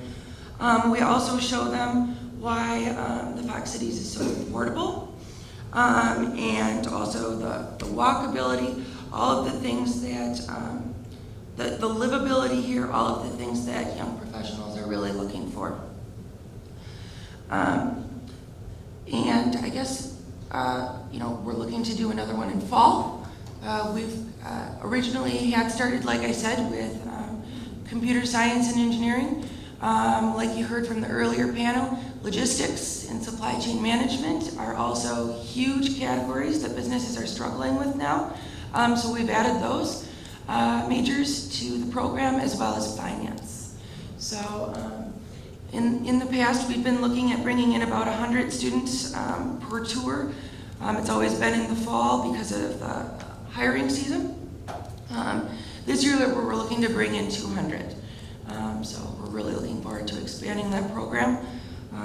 Mostly manufacturers that do participate, but we're really excited that we also have some more boutique firms that are signing up, as well as some of the more service-oriented companies in the area that we're able to help with this. So it's a great program, and we're really excited and have some really great partners to work with us. Probably one of the most important factors in all of this is having the businesses, how much they are willing to work together. They're traditionally competing for this talent, and having them all pony up a few $1,000s and work together is incredible. We go to a lot of conferences around the country. Something like this is kind of unheard of. But I guess, when you see the need, they all knew that this was something that they needed to, everyone needed to work together on. So it's really been pretty exciting. It goes back to, I think, the uniqueness of our Northeast region, for sure. Do you think that this talent upload could be duplicated in other areas? Or do you think we are so unique, that's what makes it unique here?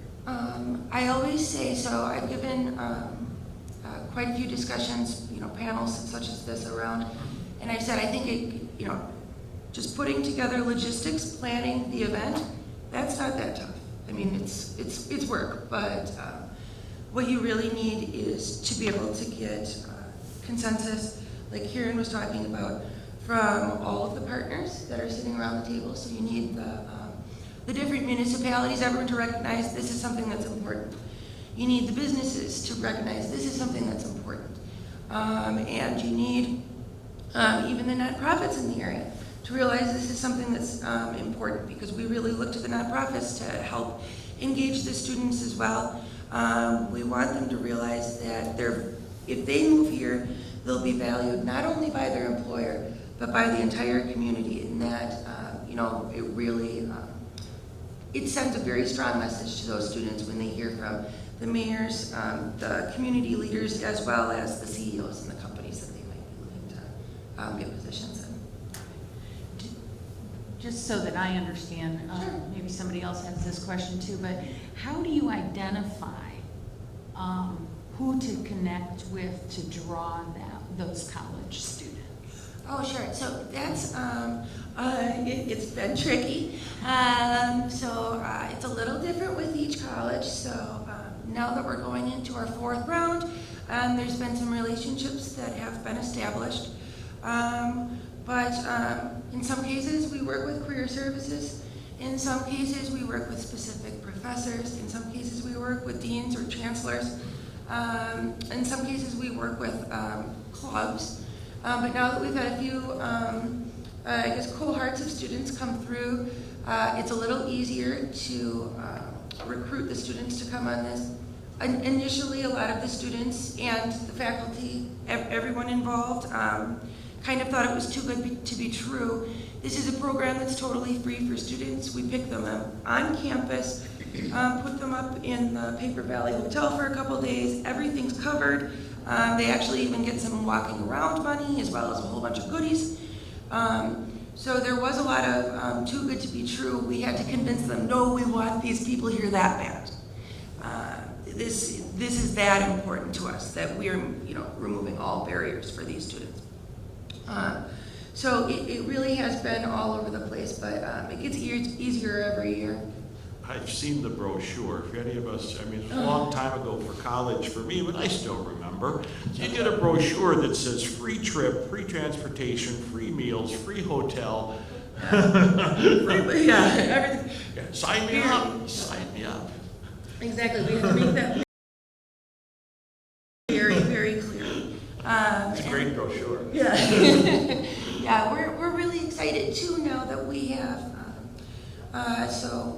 the technical colleges in the area.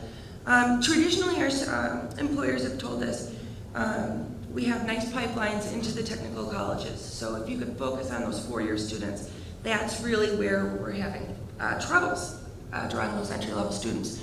And we always kind of felt like, kind of giving the short end of the stick to the great programs that are going on in the technical colleges.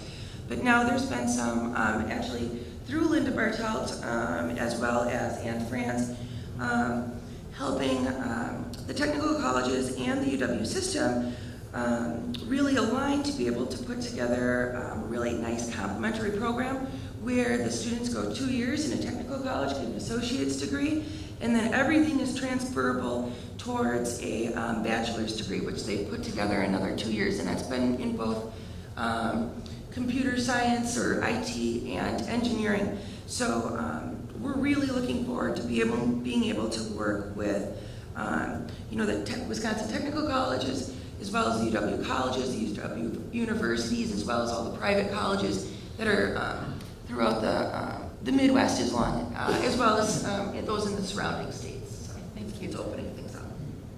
Beth, can you just talk about your successful partnership between the students and the companies that they toured? Sure. And also, can you just tell our crowd about your IEDC award? Oh, sure. Yeah, no problem. So we had a really great success rate with the program. So holding these sessions in the fall, this is just right as the hiring season for our employers is kicking off. And we've seen that 63% of the students that have participated in Talent Upload are getting placed either in an internship or a permanent position with companies that have participated. So we're not expecting anything close to that, but we, I guess, attribute that success to not only the fantastic opportunities that the employers here have open, but also that we work with so many great partners outside of those employers to be able to showcase the livability of the Fox Cities as well.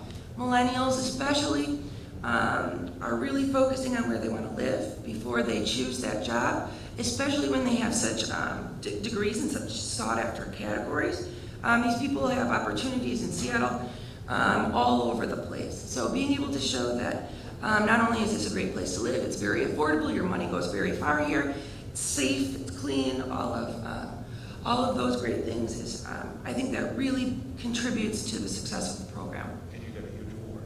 Yes, so we got an award from IEDC, which is the International Economic Development Council. Manny and I went to accept this up in Anchorage a couple years ago.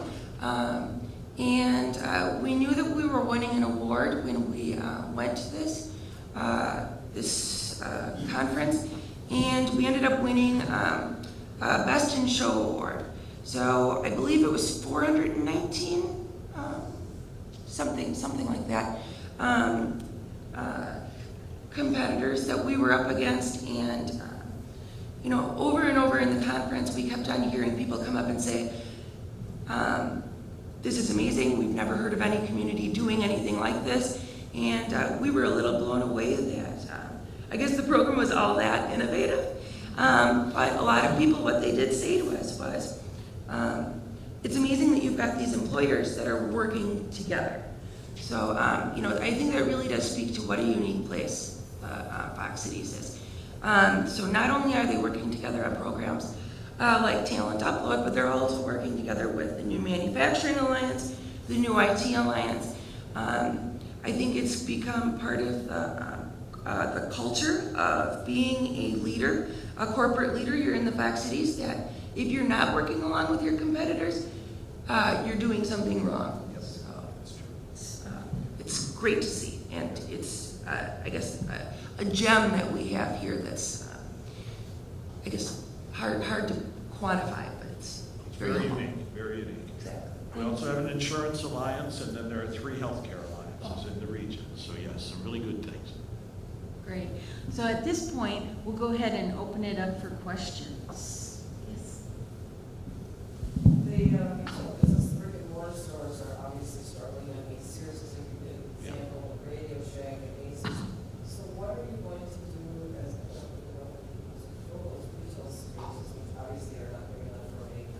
business, so what are you, for that? So Manny's out there waving his hand that he will help fill those, but the truth of the matter is retail as we know it is not going to remain. I mean, you've already seen those changes over the last 5 years significantly, right? With the rise in Amazon, I think Sherman talked about that too, or maybe it was Rod. Talked about Amazon and QVC, but people are buying at 2 a.m. in the morning when they can't sleep, and they're flipping on QVC. So our patterns of buying have changed, our expectations and our desires have changed, and I hate to tell you, I'm in economic development, and I'm as guilty as everybody else out there. I try to avoid that mall at Christmas time, and I owned a Hallmark store. We did 60% of our business October, November, and December. I can't tell you the last time I stepped in a Hallmark store. I sold that Hallmark store because I saw where that was going. It's not going, retail isn't going to remain like we saw it, and we're probably not going to fill those buildings back again with retail. What we'll fill those buildings with is manufacturing and office and service, but retail is not going to be what it has been in the past, and that is just what it is. And for us to try to hold on to that, we're not being realistic, and we're going to do more damage to our community, to ourselves, if we think we're able to hold on to that retail. Just to add on to that a little bit, I think in the downtowns, a lot of what you're seeing is moving towards more residential, because there's the urbanization. This has been going on for 5-10 years, and not only is it baby boomers, I guess, and millennials that are driving that, but people really wanting to live where they can walk to work, where they can walk to a restaurant, all of that fun stuff. So I think that there's going to be a lot of shift in some of those more traditional retail districts. You're going to see a lot more people moving in.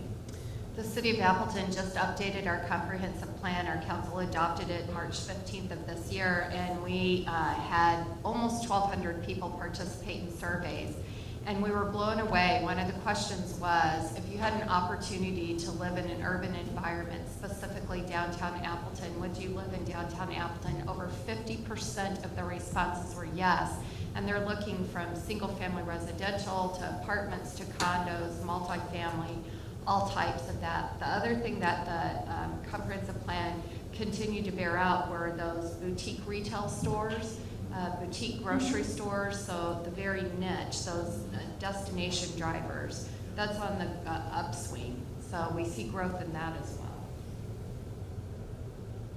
This is kind of an answer to Jim a little bit in a question, because I'm also part of the Northeast Wisconsin Manufacturing Alliance. Originally, we had a lot of problems, I wouldn't say problems, but information to get to the counselors in high schools. Yes. As far as promoting two-year colleges and the manufacturing, because that was the tough sell originally. I think we've had some successes, and it actually goes back to not only the counselors, but getting parents to understand there's a change in manufacturing. What types of things have you been doing lately to expand on that with both the counselors and then basically the parents to understand that maybe a four-year college isn't the best way to go? Well, at the heart of it is simply the conversation now that the manufacturing community and the K-12 systems have established throughout the region. So you've seen a lot of districts that for a number of years were eliminating all that trade education. Algoma's got CNC machines, a wonderful partnership and brilliant that we've touted with Aaron's, Sargento. That constant conversation has really increased. I spent $250,000 of your taxpayer dollars 5 years ago to help NWTC purchase a mobile CNC training lab, which goes out throughout the region, and that's been a wonderful thing, so much so that the Wisconsin Department of Corrections now has their own CNC training lab, which I'm very, very proud of. The Get Real Math videos have really done a lot. There's 23 of them on the manufacturing website. They're filming 12 more this summer, and that just gets people right inside of that. And the manufacturers are doing much more when they hold events to involve the parents as well as the students in that kind of thing. And so much of it's just, I mean, 10 years ago when we sat down with Paul Rauscher and a couple of the other guys, one of the things that came up, I remember Paul saying it, is we only get publicity when we pollute something or lay off. And 10 years later, we never would have dreamed we would have an 8-page insert in the Gannett system on state of opportunity. And the change in the media coverage of manufacturing has been a 180-degree change. So it really is a marketing tool. It's events, and the manufacturing steering committee meets monthly, and Ann comes to my office and says, well, they want to do this and this and this and this now, and somehow she does it, and it's phenomenal.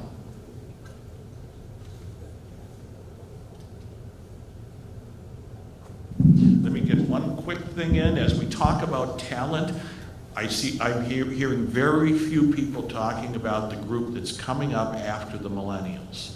We talk a lot about the millennials, and what we're seeing with the millennial generation now is they get into their 20s and early 30s, they're beginning to look more like the baby boomers. And so they're starting to buy houses. And so we're seeing a real problem with that. $150,000 to $300,000 housing market as those young people start to do it. Coming up behind the millennials is a group I like to call the cloud. So these are really people born since the turn of the century. They're getting into high school at this point. They have Gen X parents rather than baby boomer parents. They're going to be very different than the millennials. I think much more practical, much more financially and career savvy, but we've got to start paying attention to them, as particularly now as they get into those middle and high school years. To tag on to that, research is showing that that group that has been raised on technology, one of the challenges, it actually changed how their brain matured. And one of the challenges that you as leaders will have is that they will really not develop their critical thinking abilities until their late 20s. So you're going to need to think about strategies to put into place early as you're bringing these new employees on board. Just never expected that, but it's the truth. And I think communication is the other issue that we're having, human to human versus machine to machine. So, but thank you for all of you sharing your knowledge and experience, and we'll take a 5-minute break.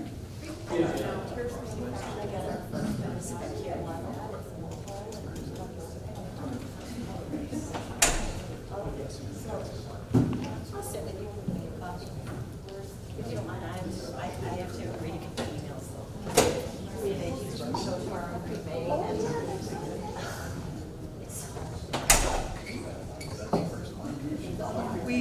We're moving now to state leadership of organizations.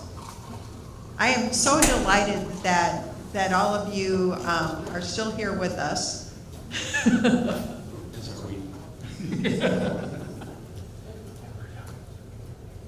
And that the dialogue continues after the session is over. That's wonderful.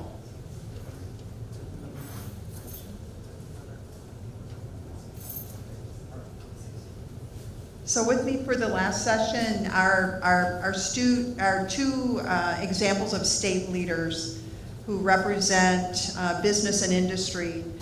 Bill Smith, who is the state director of the National Federation of Independent Business, and Buckley Brinkman, who is the executive director of the Wisconsin Center for Manufacturing and Productivity. As mentioned previously, or maybe not, we haven't gone to that slide. Could we see the first slide, please? Wisconsin. This one or? Let's set up with the challenge piece.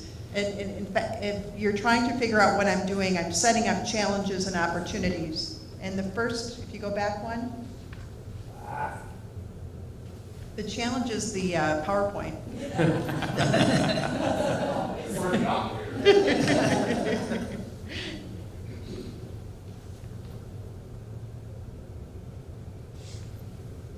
Just want to get a perspective of where Wisconsin ranks on what the Forbes industry calls as the economic health within the United States.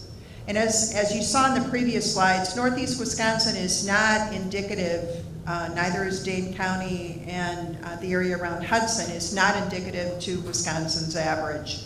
We seem to be in front of that curve in a very positive way.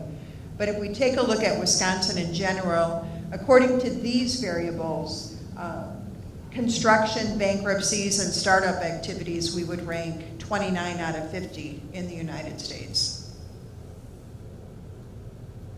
Okay.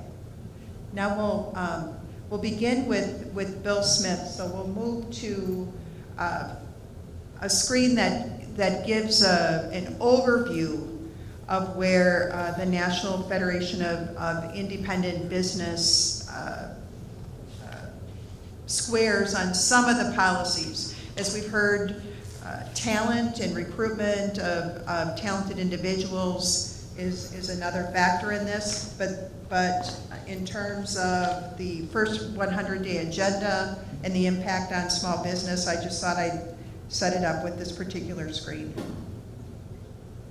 Mr. Smith, yes. As you know, we began the other sessions with everyone talking about their inspiration or their style of leadership or how it is you get things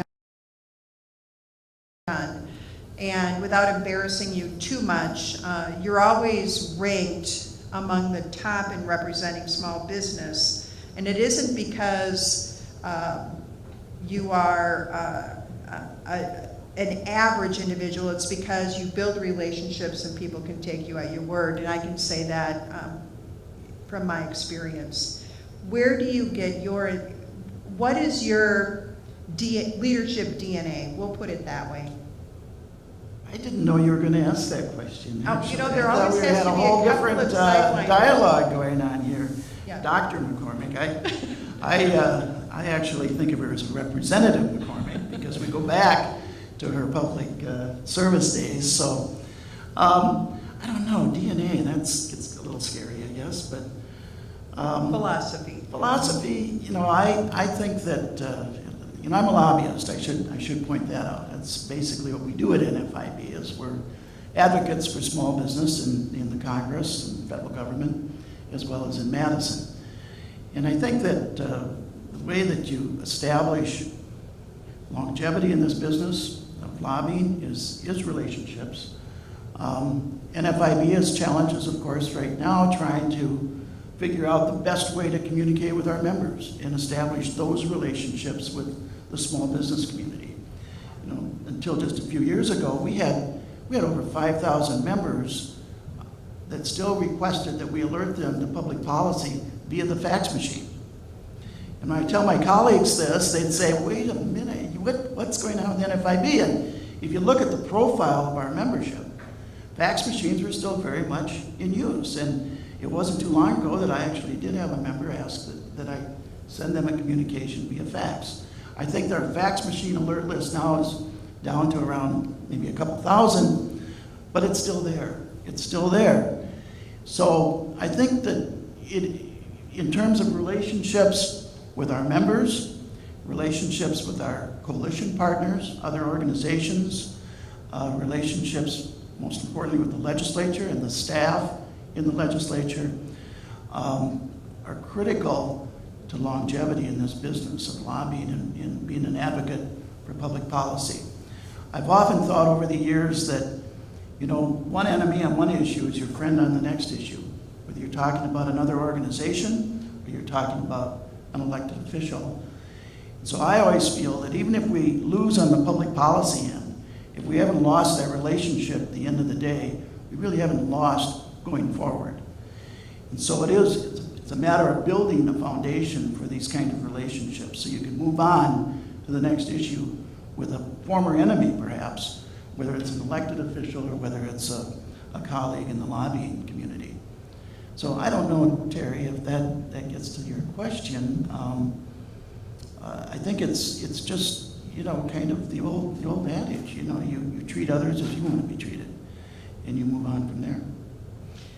There's a lot of difference between organizations that represent business. One is, which is why you're here. One type that I admire is one that listens to business owners on the grassroots, does surveys, and actually advocates for the individual business owners. And that is something that I believe that you do on a regular basis. We do, and I should probably mention at the outset, we have about 11,000 members here in Wisconsin, so we have a lot of small business owners who participate in FIB. We're about 350,000 nationwide. We have offices in all 50 states. And one of the things that the founder of NFIB did 73 years ago, he said, if we're going to represent small business, we have to have more than a legislative committee or a board of directors. We're going to ask the members themselves how they feel about a particular issue. Because we represent, with 11,000 members, we've got retail to farmers to everything in between. And so he developed this survey system for all public policy, and he established a very formal, very rigid rule that NFIB will not take a position on any public policy issue without the direct authorization of our membership. So we survey our members on all public policy positions that we take, whether it's a state issue or a federal issue. And then our agenda is put together based on the response of that survey. And they aren't just, it's not just one question, two questions, three questions. It actually provides background. This is what the opponents are saying about the issue. This is what the proponents are saying about the issue. What do you think, Main Street business owner? And then based on that response is how we establish the small business agenda. So in some respects, I'm kind of a reporter. I just report the results of what our members say. And so I'm very blessed that way in terms of just being their advocate, directly representing their views. They're not my views. They're not a little committee over here of 10 or 12 people. It's the entire small business community that we represent. So it's a very small d democratic way of doing it. Each member has one vote. And that's how we've been doing it for 73 years, and that's how we're going to continue to do it for the next 70. I won't be here for 70 years, but the NFIB will be, hopefully. So, and I haven't been here for the previous 73 either. Almost, but not quite that many. So. We never discuss age. Okay, all right. Or affiliation. Fair enough. Yeah.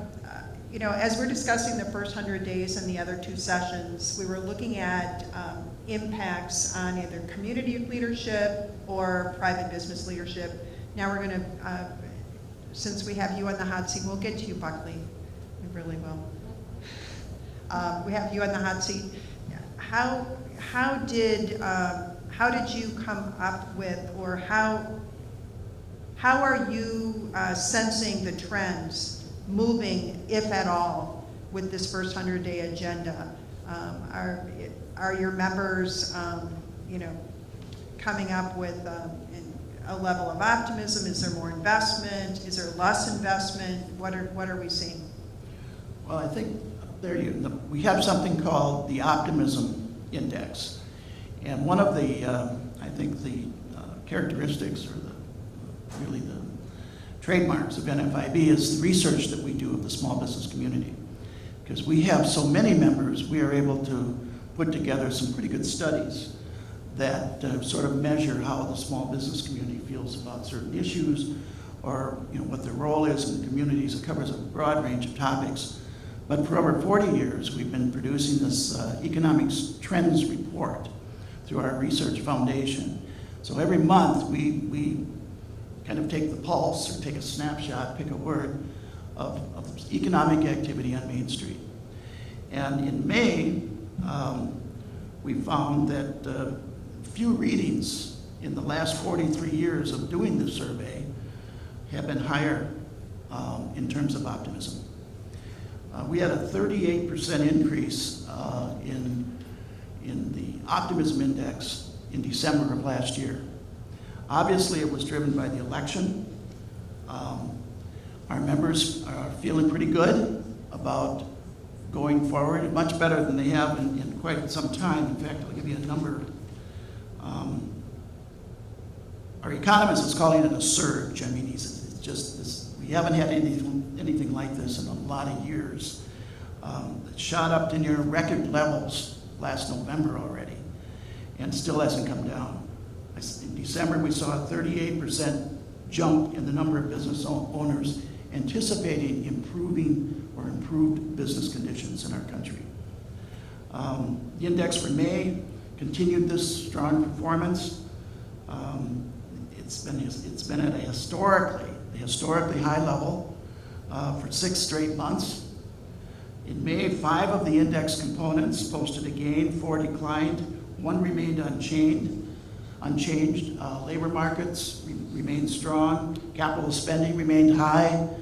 Reports of improved sales trends also increased.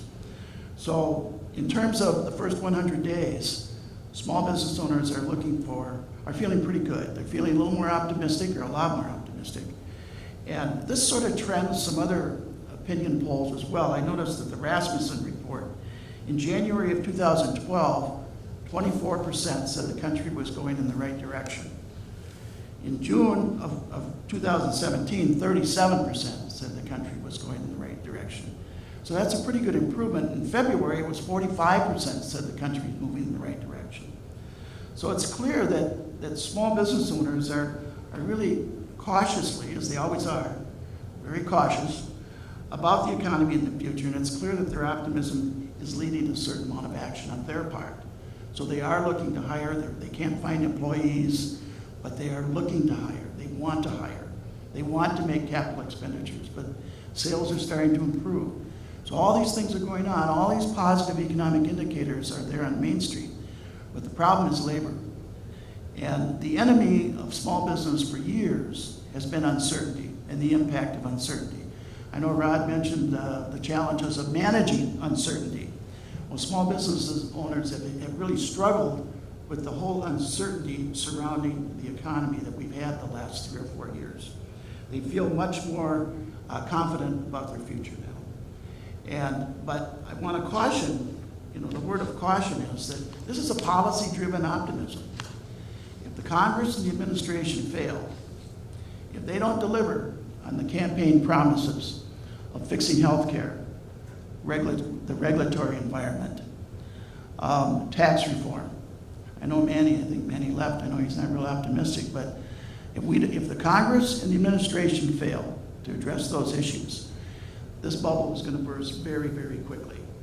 And small business owners are going to start feeling much less optimistic about the future of their business. I wanted to quote our CEO, NFIB's president, a lady named Juanita Dugan. And she was on Fox News the other night, and I got kind of a kick out of her quote. She was talking about the May Economic Trends Report, and she said pretty much what I just stated. She says, a word of caution, and then I'm quoting her here. She says to the host on the program, she says, a word of caution. After all this optimism and everything, but she says, a word of caution. Congress can't be, honey, I have a headache. They will have to pop an Advil and get on with it. And the clock is ticking toward 2018 election year. So the bottom line is, the small business index continues to sustain a remarkable positive surge, but the index is fragile.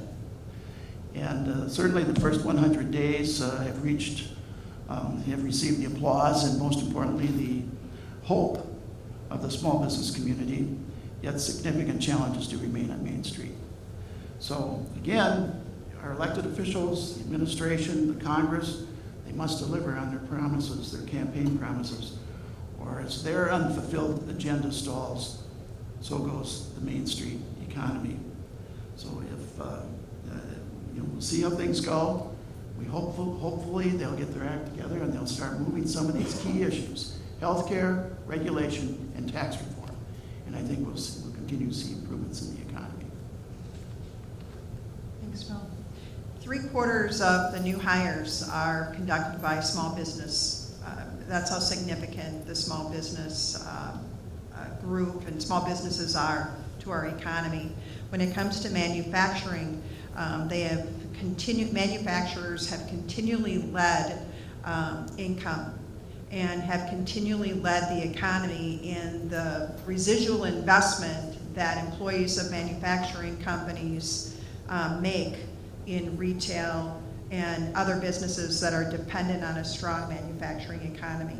That's the significance of manufacturers. It leads, manufacturers lead the demographic of those employed, despite the fact that we are having a heightened productivity with less employees and technology surging. With that bit of introduction, we'll flip to the next slide. Here we go. This is a national look at manufacturing, and it's not a state look. It's not a Northeast Wisconsin look. And I've shared this slide with you, Buckley. The tentativeness in the average growth between 2013 and 2016 speaks for itself with the somewhat flat line.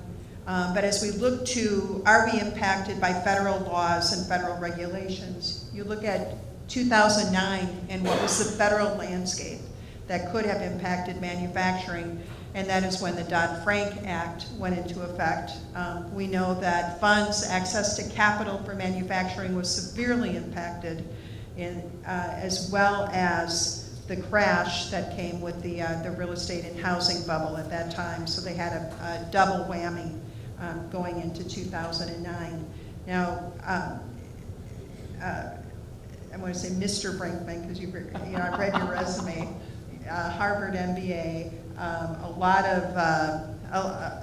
of turnover and success stories with your coming into large and medium-sized manufacturing operations, and you lead the state center that propels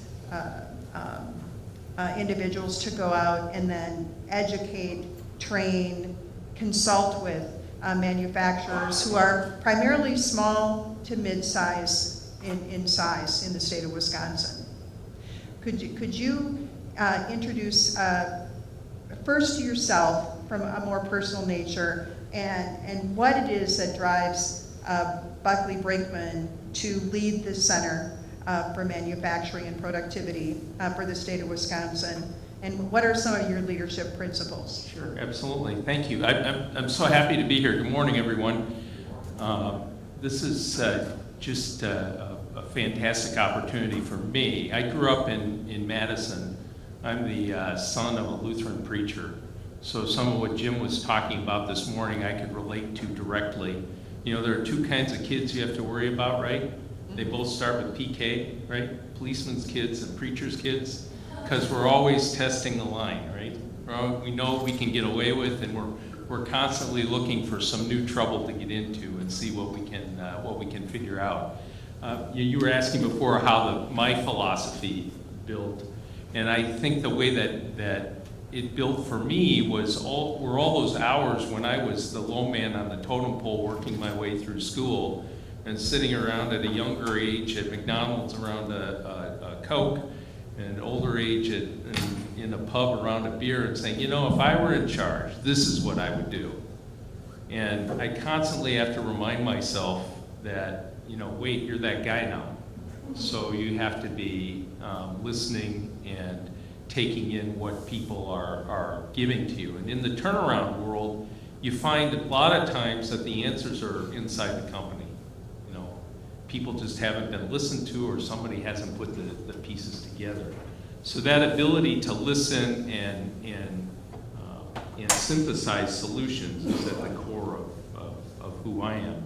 I'm really excited about the role that I have now, because after when I graduated from grad school, you know, most of my classmates didn't go into manufacturing. In fact, when they found, I just wasn't smart enough to figure out how we have an economy where nobody makes anything. And I guess I was smarter than I thought I was. But so to be able to be back, I left Wisconsin for almost 30 years. To be back in my hometown, my home state, and helping manufacturers thrive is a real blessing for me. What's impressive about manufacturing is 98% of the manufacturers in the country are small or medium sized. So often when you think about manufacturing, you think about GE, or you think about Ford, or you think about some of the large manufacturing entities. Well, in fact, the backbone of American manufacturing is small and medium-sized manufacturers. And for all the talk about manufacturing is going to hell, the U.S. is still the #1 manufacturing country in the world. And we are the #2 most competitive manufacturing platform in the world, soon to be #1 by Deloitte standards. So, with all, you have to be careful with the hype versus what the statistics are showing. Manufacturing in the country is very strong, is world-class, and has a lot of potential. Does it look the same as it did 20 years ago? Absolutely not. Are there new challenges? Absolutely. But where we're going right now is a pretty positive side. Now, I'm not used to being the pessimist on the panel. I think that for manufacturers, by and large, the challenges are pretty clear. The challenges are pretty clear. The economy is pretty clear. It's pretty clear what success means. It's been pretty clear for at least 20 years.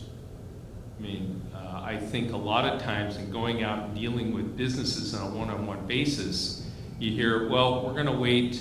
I remember hearing this back at the beginning of the 2 election cycles ago. We have to see who gets through the primaries. Oh, we have to see who gets elected president. Oh, we have to see who gets, how they form their government. And we constantly see that cycle every 4 years. I think companies in general, I know manufacturers specifically, are saying, we have to see what's going to happen. This is just too uncertain for me. Well, business people get rewarded for addressing uncertainty. So I think that people that I've seen be successful are the ones that can make the small bets, and try something out. They aren't betting the farm, but they're making those incremental investments. They're testing things out, and then they do that a lot of times in the downturn. And when the upturn comes, they're ready to take advantage of it. I agree with Bill. I think the biggest challenge facing the U.S. economy for the past 15 years has been the inactivity or the inability of our Congress and our president to be able to come together and practically address real issues that are coming at us. I think the prime example of that right now is what's going on with the healthcare bills. We're not seeing bills. If you're looking at the bills, you're not seeing bills that are being built so that they address specific issues. You're seeing bills that are being addressed to address political agendas and also to get a bill through Congress. I'm not sure that's a good way to be addressing any issue, let alone one that touches as many people as healthcare or is as complicated as healthcare. So without being a proponent of any position, the ability of Congress to show that they're functional and the ability of the 3 branches of government to be able to fulfill their roles, I think is critical for the economy to function. Because right now, I don't see any indication that we're in a place where Congress is going to be able to break this up, either with the major legislation that you discussed, with health care and tax reform, or even in getting a budget through. We don't see any indication with our dealings with the delegation and with Congress at large that there's a clear plan for having a budget any time before September 28th or 29th, if not after that. So I agree with you that that's the critical element. On the policy side, the National Association of Manufacturers is optimistic, 20-year high in optimism, but as you're saying, proof will be when Congress acts on the agenda that's laid out. Well, and I think there's a really interesting thing going on with the Federal Reserve right now. Mm-hmm. The difference between how the Chicago Fed and the Atlanta Fed are trying to predict the economy and their indices. The Chicago Fed is going much more with structural indicators, past indicators. The Atlanta Fed has been trying to incorporate the optimism, the mentality or the softer statistics, and so far they haven't been very successful at correlating those. And I think one of the big issues going forward is we have a structural issue. Mm-hmm. If GDP growth is a simple equation, it's workforce growth plus productivity growth, and especially here in Wisconsin, depending on whose projections you take about workforce participation and how long people are going to work, the best predictions are saying that our workforce is going to stay basically flat. So that means you get a zero in the first part of that equation, which means you have to make up any kind of growth in the second part of the equation. And to get a steady 3% growth in the economy means we have to hit productivity levels we haven't seen since World War II. So I think that's when we're talking about getting serious economic growth, I think all of the rhetoric around regulation and around taxes hides the core issue, which is individual manufacturers have to get more productive and have to address the issues that are right in front of them. Let's get to that. Your predecessor, Wisconsin Manufacturers Extension Partnership, has issued press releases for the last 20 years where its impact on the economy and jobs has been upwards of $40 to $100 to $147 million injected into the Wisconsin economy. How does the new Wisconsin Center for Manufacturing and Productivity that is now a part of University of Eau Claire? No, we're independent. Oh, you're still independent? How does the center, do you still have the same goals and impacts, and how does it work? So the people that aren't familiar with the old Wisconsin Manufacturing Extension Partnership and the quadri of consultants that went out to assist manufacturers raise their productivity, how does that work? Yeah, absolutely. Well, the MEP system, every state has an MEP center. There are 51 of them across the country. I'm still not sure how Puerto Rico snuck in, but hey, they're there too. So it gives us a pretty strong network, and we're focused on helping small and medium manufacturers. Here in the state, the NIST, who holds our cooperative agreement, said we will have only one center in the state of Wisconsin. So we had two at that time. So as what happens a lot of times when the government intervenes, instead of going from 2 to 1 organization, we went from 2 to 3. So the WMEP and the Manufacturing Outreach Center at UW Stout are both still in existence. And the thing that's becoming exciting is that the WMEP has always been very much focused on developing programs that multiple manufacturers can use. So whether it's supply chains or sustainability or exporting, or now we're working on productivity with the state of Wisconsin, those things have been programmatic. Where the MOC has been successful is in really connecting individual manufacturers with applied research and the resources of the UW system. So a lot of times when you walk into, I know with the Motion W people in Madison, you can spend 9 months just trying to get somebody's attention. If you get somebody's attention and hold your breath and write that 6-digit check because you think it's going to be worthwhile, you still haven't dealt with the lawyers. Well, what the MOC can do is it can give you either a quick no or a quick yes. And if you get a yes to your project, if that yes comes today, you can be working on it tomorrow. because of the system that they have to quickly engage the UW in a set contract. And so now what we're able to do is take the best of what's programmatic and able to be developed for a group of manufacturers instead of by one manufacturer that has to be shared, along with the best research in the state of Wisconsin. It really gives us a much higher leverage point. And my funders are interested in impact.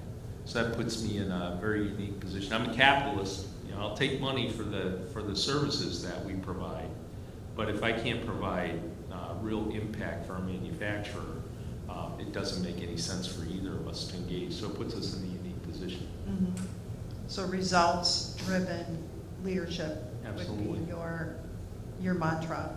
Am I putting words in your mouth? No, absolutely not. I think it's a lot more about what are the results we're getting, rather than can we measure all the tidbits that go into that and micromanage how we get there. And I think that really stifles creativity and really inhibits people from reaching even higher goals than what they would otherwise. So what we have is a public-private partnership where you have access to the resources from the university. Correct. And then you're still running as an agile consulting group for all manufacturers in the state. Absolutely. Yeah, and we also have access. We have tremendous mobility through the state, so we can see where people are doing things well and connect them with other organizations. We also have access to the national labs through our relationship with the National Institute of Standards and Technology. Wow. What trends then, if you have access to the research, what trends are you seeing for Wisconsin manufacturers? Are they becoming much more automated? Is technology a factor? Where do they go for that technology, as we're all talking about the acronym STEM, right. Science, technology, engineering, and manufacturing?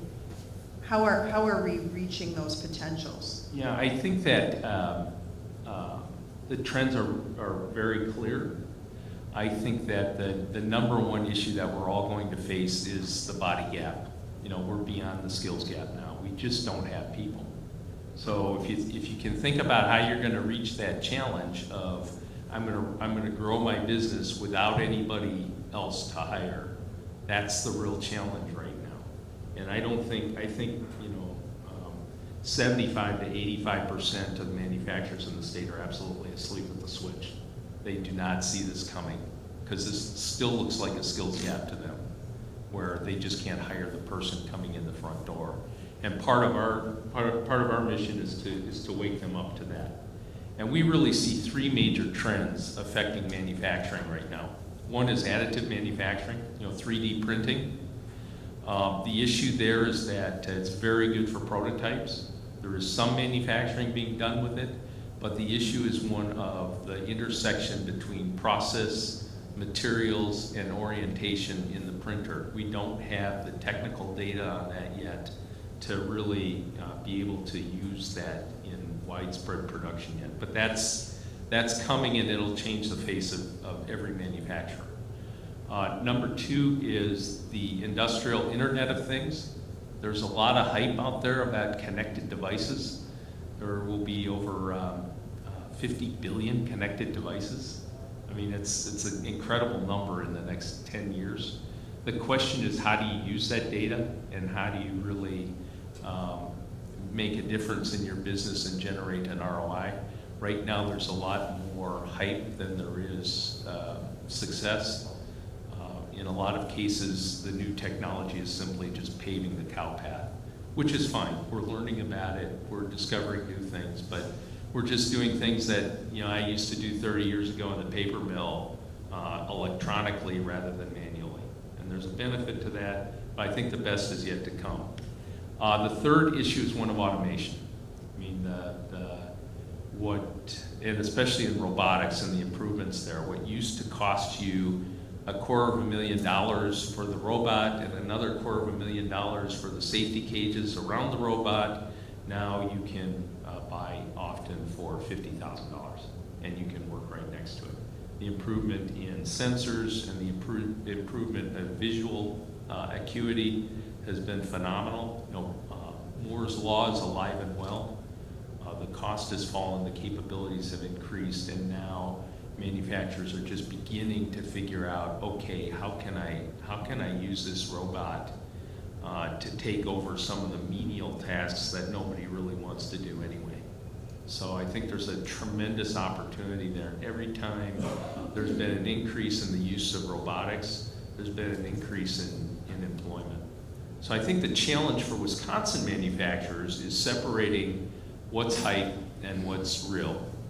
And I think it's paying attention to these trends and identifying what really applies to my business and what doesn't, and being ready to act with those small investments. Because if you're going to sit here and try to do something the traditional way, you're gonna run headlong into this body gap cliff, and you'll have no chance beyond that. So I'm kind of pessimistic on that front. I can easily put a scenario in place where we could lose half of the manufacturers in the state because they just don't see this coming fast enough and don't remain competitive. To just do it the old way, you won't stay competitive. Right. Could we flip back to the slide with the migration in and out of states? It's back further. Probably toward the beginning. There it is. One more. The bar graph. There you go. You know, as you're talking about the talent gap, body gap, and we're looking at other states that are attracting talent, whether or not it's tax incentive or regulatory climate or universities. Wisconsin has long stood on its education and partnership between technical colleges and business and industry as an advantage to pull talent in. Now we're seeing locations that are advertising to the cloud generation, we're now calling them, that needs to be eclectic, fun, diverse, music driven, etc. And we're seeing where Wisconsin is sliding. So if the migration statistics out of the U.S. Census Bureau are any indication, then we're going to need to pair that with the needs of manufacturing and look at that trend as well. Now I'm going to ask you another question. With the uptick in robotics and 3D printing and the possibilities of manufacturing, how are we relaying this information to the technical college systems and those universities that are specializing in manufacturing? Well, I think they're already there. I mean, the additive program that's going on up here at Northeast Wisconsin Technical College. I mean, the export initiatives here that Dr. May has going on. I think we have one of the best technical college systems in the country. In my travels around, there are very few states that have the partnership between government, education, and industry that Wisconsin has. And I think that's a relative recent phenomenon, because I think the presidents, it's a lot of credit to them, to Dr. May and her peers, that now they're working together across the campuses to really share information and approaches rather than creating it as individual fiefdoms. So I think that's happening. I think that's happening as we go forward. I think our two major research universities are doing a good job of something that's going to be 10 years from now or longer for a small or medium manufacturer. I'm a huge fan of UW Stout.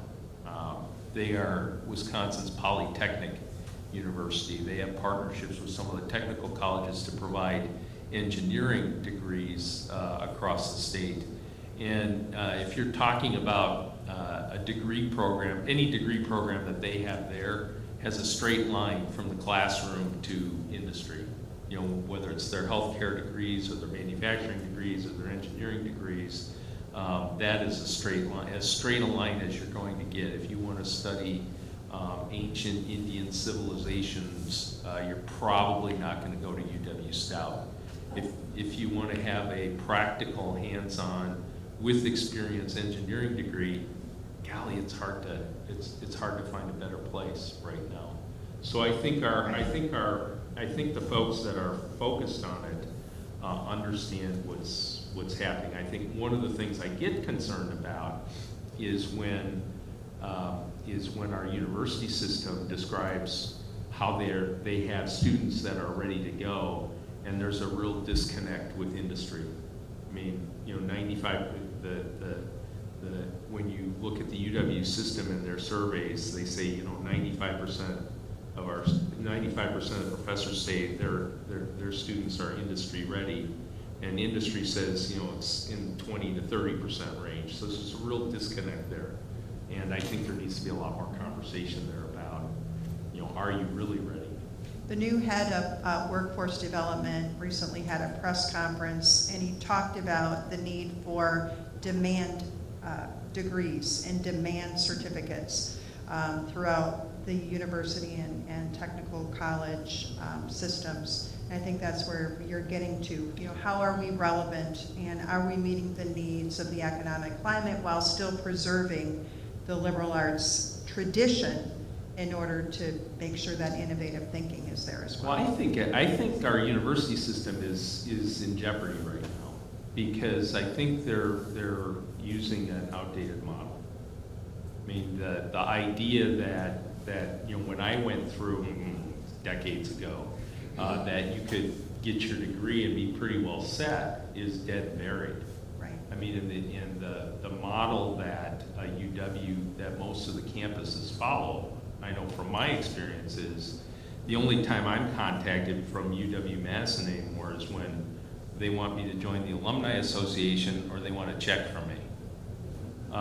And I think the most critical things that students need to be doing right now is saying, hey, there are two things you need. You need to learn how to learn, because you got to do it the rest of your life. There's no option anymore. And then number two is getting trained for that first platform, wherever you're going to land on that first platform. Because as soon as you get on that first platform, you better be learning for the second one. And the classroom four-year degree model doesn't work too well for that second one.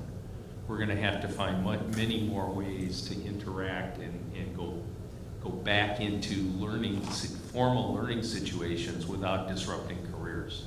Now, whether that's MOOCs, whether that's other forms of online learning, or whether it's revamp of the classroom thing, it's a big challenge. And I think there's too much brick and mortar invested right now for the colleges to quickly change. But we're going to have to do that if we're going to remain leaders, saying that we need to have these four-year institutions with students sitting in the classroom. I don't think that's a viable model going into the future for most of our campuses. Let's take the last two slides for trend lines in Wisconsin, just so we're looking at all the variables on the slides.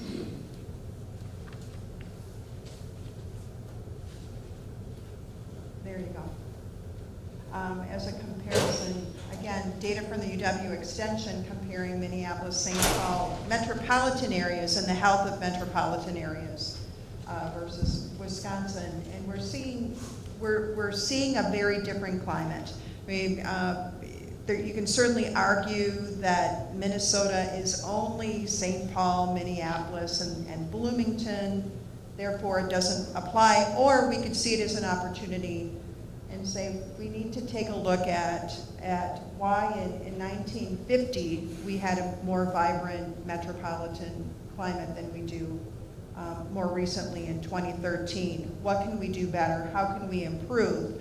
Because as you're attracting talent, there are demographics that are seeking out the Atlantas, the Minneapolis, the Seattles, Denver, and so on. So we're losing an opportunity if we don't take a look at that. And again, Northeast Wisconsin is the exception to the rule. We're seeing a lot of attraction to Northeast Wisconsin in terms of the arts, music, environment that's attracting individuals in what's growing into a megapolis with a 1.1 million population that spans between Fond du Lac and Green Bay.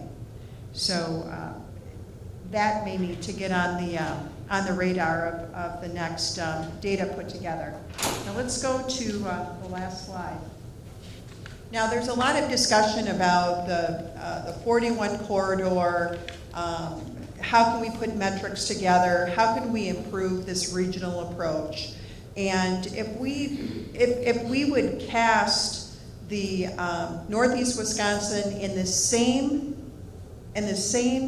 light as Minneapolis, Portland, Atlanta, Austin, Pittsburgh, Denver, Boston, Phoenix, Dallas, Fort Worth, Seattle, Chicago, and San Francisco, if we would look at that, and then as we all know, what we measure will grow, or what we'll measure will get attention. In most of our businesses and industry, that's true.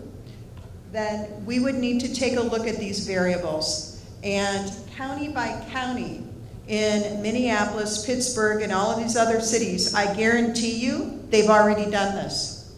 And they already have their numbers. And they know what they are. Minneapolis, for example, rates either third, second, or first in employment engagement in many of these areas. Job quality, innovation, talent availability, the pipeline from K-12 systems, job access, meaning can you walk, is there public transportation, et cetera. Energy resources, competitiveness with energy companies, are there buildings available, warehouses available, land available to build, and all of their counties already report this out on their websites so that an investor can see in a snapshot what we're talking about today.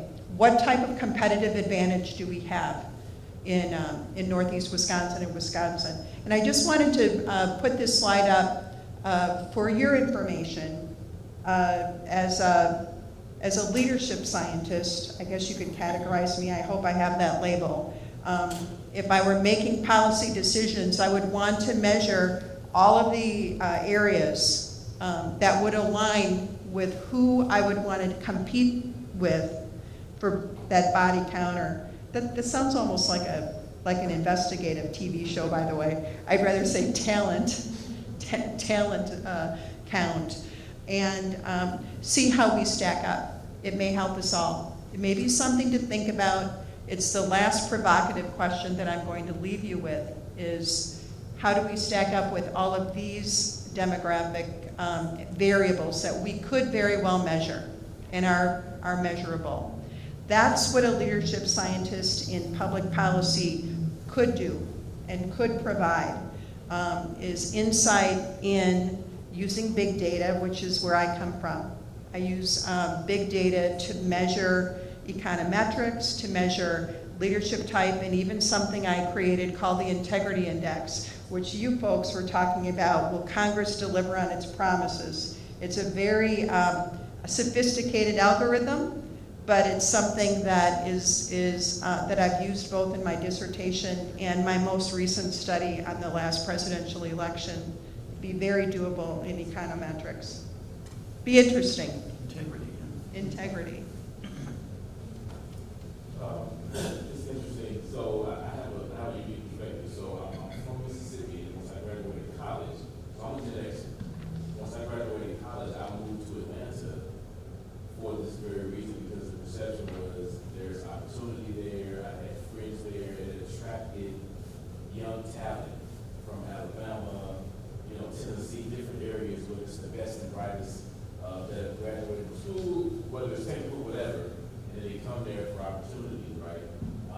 And now I've gone, Schneider recruited me from Atlanta. I had to work for them in Green Bay, and I was more apt to do it because I was very children, and so it didn't matter if there was, and I'm just using what it's like nothing to do, or somebody may say it's boring, but I think that if we have the raw material from my identity, this is outside of only here, 3 years now, but we have the raw material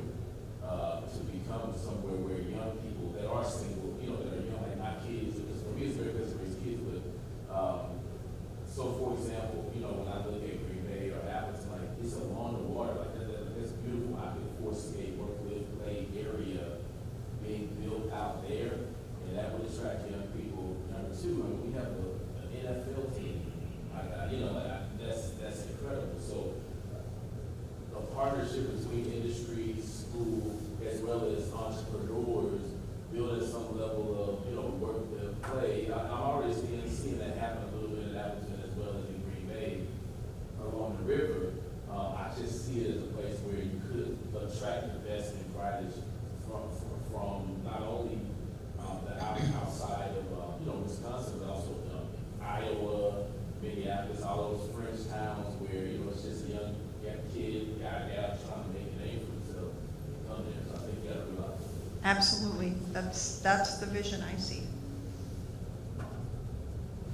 With all this talent, all this leadership in the room from these sessions, and all of you who are leading your companies and your organizations. I think we're falling down on terribly in this area of reputation. The importance of it. Access to work is extremely important, especially with the demographics that Karen Harkness was presenting with her surveys, that people would love to live downtown Appleton, and then you would be looking at an enhanced need for a public transportation system. I think the other thing it's from traveling the state, Wisconsin is battling two really tough trends. One is that the northern states have been losing population to the southern states since the invention of air conditioning. I don't see that. And there's another 100-year demographic of urbanization, where rural areas are losing to sea. Up here, it's an interesting mix, because I think if you're going to compare yourself to those cities, you're going to have to look at the region and not just individual cities. And when I travel around and have my interactions with folks, I admit my end is one. There needs to be a lot more cooperation and collaboration up here than what I've seen between the communities, without losing. There's this balance.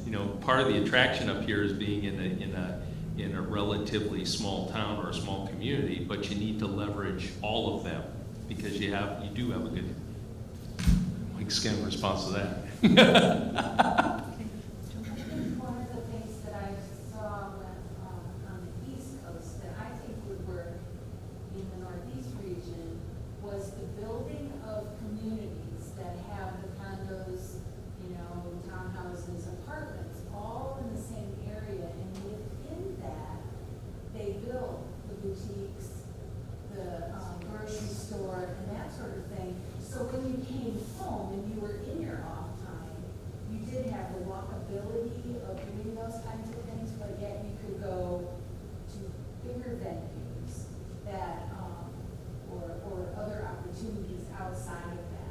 And we have the space that you could build communities like that I think would draw that younger population to the people. Right. We've sat here and we've discussed a lot of talent availability, planning about 25 plus associate's degrees and bachelor's and higher. But really, what we do need is skilled people, blue collar, because without blue collar people, there's no need for the rest of them. Okay? And one of the things that I'm seeing with the kids today, years ago, soft skills used to be you could use a typewriter, a hammer, a wrench, or something like that. Today, soft skills are showing up on time, being drug-free, all this other. We need to address that. That's an issue. That is really an issue. I can't tell you how many kids I've hired, and they don't understand why, after not showing up for 3 days, they're fired. They go, oh, why am I fired? You didn't call in, you didn't do anything. When we were, when we had employees coming to the door, that was their problem. Now that you don't have employees coming to the door, guess what? It's your problem. Exactly. But we do need to address that, because like I said, blue collar is really the Big opportunity up here, because there's the base of manufacturing up here that can really absorb that and create good jobs for folks and good standards of living that you don't have in that proportion elsewhere.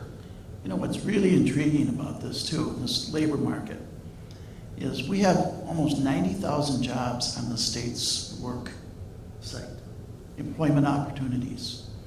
Somewhere we're missing something here in terms of matching the skills, the experience, the training of those 90,000 workers or unemployed people with what the employers need. And it's, I mean, you mentioned Buckley, the UW Stout. They've had a legacy of industrial training there. When I was in high school, I grew up in Menominee, and we had industrial education required in high school. We had beautiful shops, sheet metal, woodworking, electrical. We learned all that stuff. At least we had some exposure to it. Then you go down the hall to the counselor, and he says, you got to go to college. You know, and he's not talking about technical college, because we didn't have technical college. We had vocational and, what was it, training system. Somewhere along the way, the technical system, the facilities like Fox Valley, kind of lost their way because they weren't sure if they wanted to be a college and compete with the UW, or they wanted to have this vocational mission. Somewhere along the way, when you start transferring credits, and I know Stout has been very successful in terms of their relationship with the employer community, but somewhere along the way we lost our way. Now, I was in our high school the first time since I graduated last fall. Guess what they're putting back in? They're building an industrial shop. You know, they had to go to the voters to get the money, to get everything approved, but it's coming back. And so, you know, I think there's a lag time here. I think it's gonna take us a bit of time to really kind of catch up, so to speak, where our schools are actually doing the kind of counseling that we need. And I know one of the earlier panels that mentioned this about collaboration between the private sector and the public sector. And when I say public, I mean grade schools, high schools, college, and the private sector. We aren't talking enough.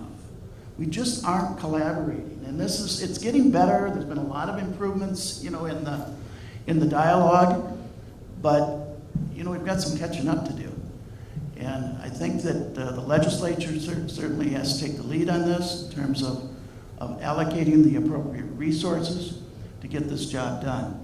But it's incredible to me that we have all these job listings in state service and yet we have people like Eric Korth looking for reliable workers, and maybe that's part of the problem. I don't know. Well, and I think part of that too, though, is that I think for a long time the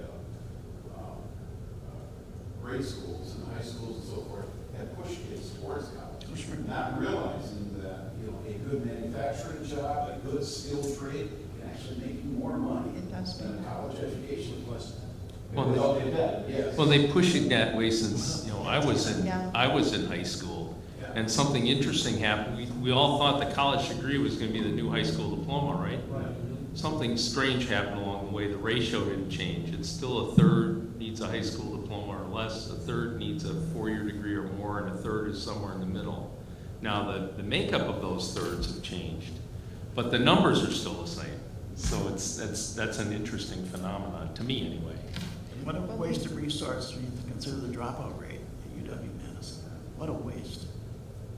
One of the issues I guess I have is, you know, the talk about robotics, and I think where do you think for all manufacturers going to robotics, what incentive is that as an employee to want to be employed? And I think that's maybe a goal we're missing, because like you said before, that with robotics, you still need to be knowledge. So, you know, I don't think that's something that's being out there enough. Every time robotics have increased, employment's increased. And what happens is you get employees into jobs now where they're using their brains more than they are, you know, their brawn. And so it takes a different kind of employee. It takes more upkeep and training of the employee than it did before. But it's really a tremendous opportunity, especially in the conditions we're facing now. So I'm with you. I think with the robotics, I think, like you said, the increase in employment is going to be there. Just look at a truck. Take a truck, just an average truck that's running down the side of the highway. There's 36 onboard computers talking to one mainframe. That's incredible. Yeah. And think of the skill and knowledge that's needed to diagnose and troubleshoot all that. There's the other part of that is there are 20. You probably know the number better than I do, but there are 28 or 29 states where truck driver is the number one occupation. So what if autonomous vehicles come in 7 years rather, or in 3 years rather than 10? How's that? We're one of those states, by the way. What if that happens faster? What do we do with those folks? Exactly. Interesting stuff. Well, Mike? Yeah, just to address what Buckley's saying, I'm also a regional commissioner in East Central Wisconsin Planning Commission. We are going to be kicking off a strategy session we call Initiative 41. There's been a lot of discussions over the years of collaborating between, we're calling it Green Bay to Fond du Lac. And we're looking at it like a corridor, like the I-5 corridor in California and the I-95 corridor on the East Coast, being able to attract businesses to a total area versus a city or whatever. We'll be asking some key people in tech colleges, government, and business to be a part of the strategic planning to actually, some from the private sector versus just sitting around and talking about it, actually putting some things in place that will do something about it. So you'll be seeing more about that. We've hired an outside consultant. We've got a grant from the Department of Defense, and we've hired an outside consultant that will be actually running that strategic plan. And you'll be seeing more about that within the next 2 or 3 months. Some of you may be tapped on the shoulder for that. So it's coming. Well, here's a framework. Right. That's very good. To begin. Well, before anyone else leaves, We can do this last session real quick. yeah, please. Terry has asked me to kind of facilitate the Dr. Schneider. the ending portion of it. Most studies have shown that when attending functions like this, you get about 2 or 3 good nuggets that you're going to take with you, or something that has that aha moment when you're going through these. So I would like to hear from you guys, and I'm sure everyone else, some of the things that you're going to take away from this meeting. For me, something that hit in my head was actually from the very first one. An excellent failure is what you called it. To me, that means you are willing to allow people to go out and do things even though they may fail. And even though they fail, you still learn something from it, which is a great thing in this environment, because that's how you're going to grow, is by trying new things. Just heard from Ms. Buckley about the old status quo of the education model is flawed. It's not progressive. That's another thing that I'm going to take away as far as I'm so used to the old one. You go to school, you get a good job. It doesn't work that way anymore. The third thing for me is the cyclical nature of things. I remember the first thing I wanted to do was move out of the city. I grew up in Chicago. I wanted to move out, and now everyone's moving back in. When I was at school, we had welding, drafting, all the mechanical and industrial, and they got rid of it.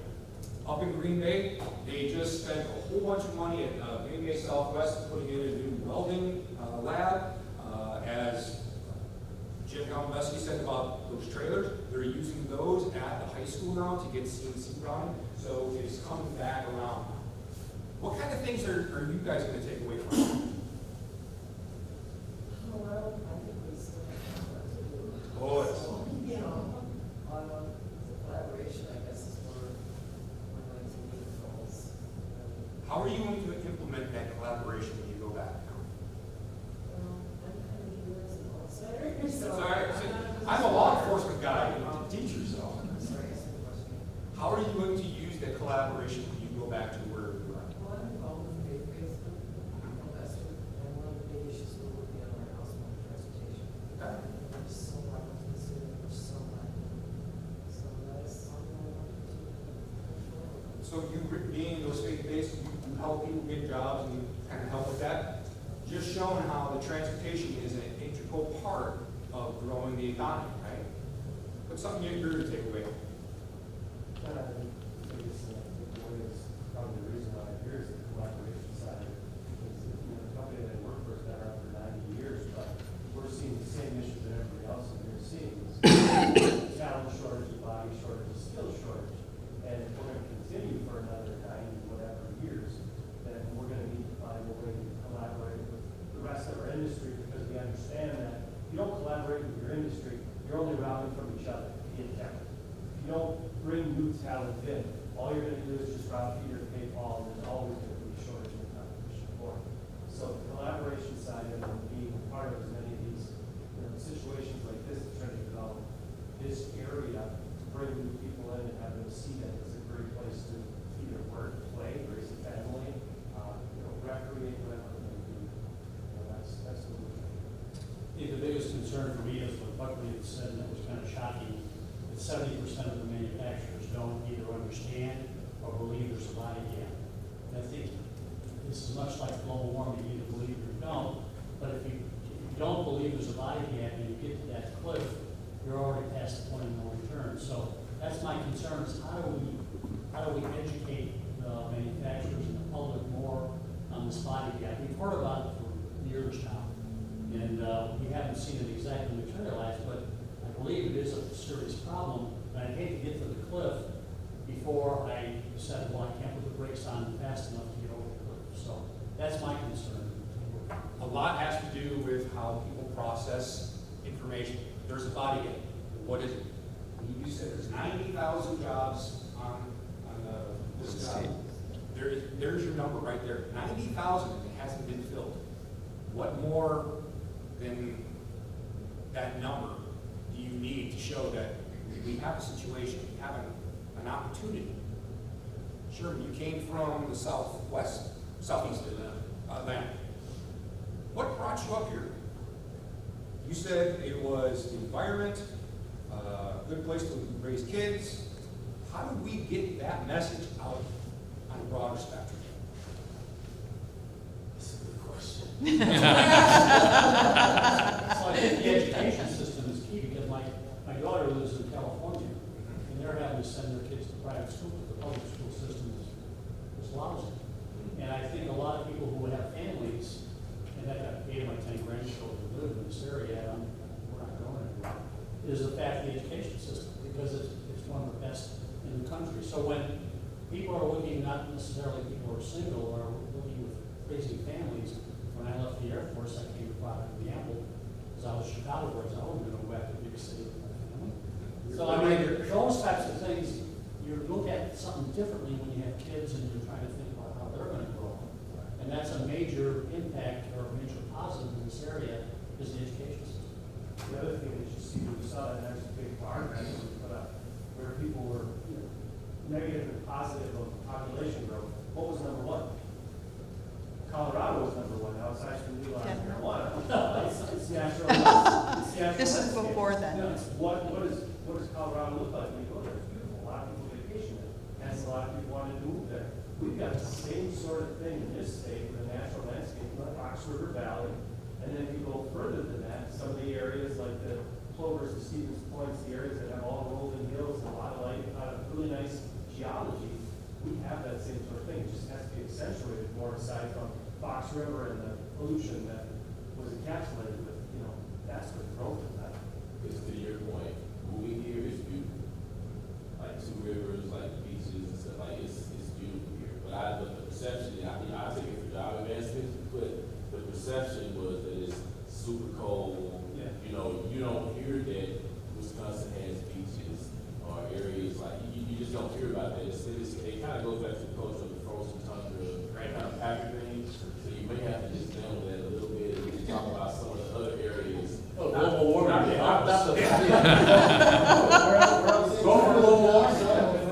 Where else do you have that you can surf at one time of the year and ice fish? Right. A friend of mine lives out in California. He came out for a visit. He was astonished by not just the hills, but the colors. Because I went out to California and everything is that lovely shade of dead because of drought. And he came in the early part of fall. He was just, wow. I said, yeah, this is that type of thing. We all know the beautiful colors in Northeast, New England area. We have that too. We have everything that you can use, no one knows about. And that's, I think, is what I'm hearing is a problem. I would like to see something on that graph there, because one thing I do notice is I'm looking at Texas, looking at Florida, Tennessee, Nevada. Those are all low tax rates also. Right. Every one of those states up there, given system.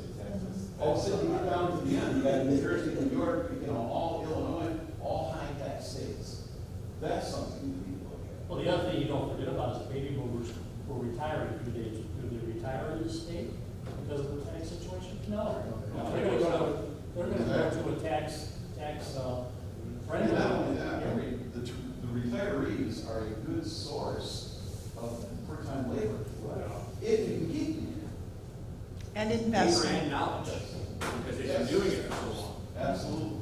We have to be careful with taxes, though, because that's what provides our services, our garbage, our police, our fire, our water. I understand that, but only in government, when you do more, does it cost more. If I go to a manufacturer and I want one piece versus 10,000 pieces, it's cheaper. Only in government is it the other way. Yeah, the one thing you do have to be careful of is that the market economy is a terrible way to handle social problems. I mean, you know, when you start applying an inappropriate solution to a problem, it gets really bad.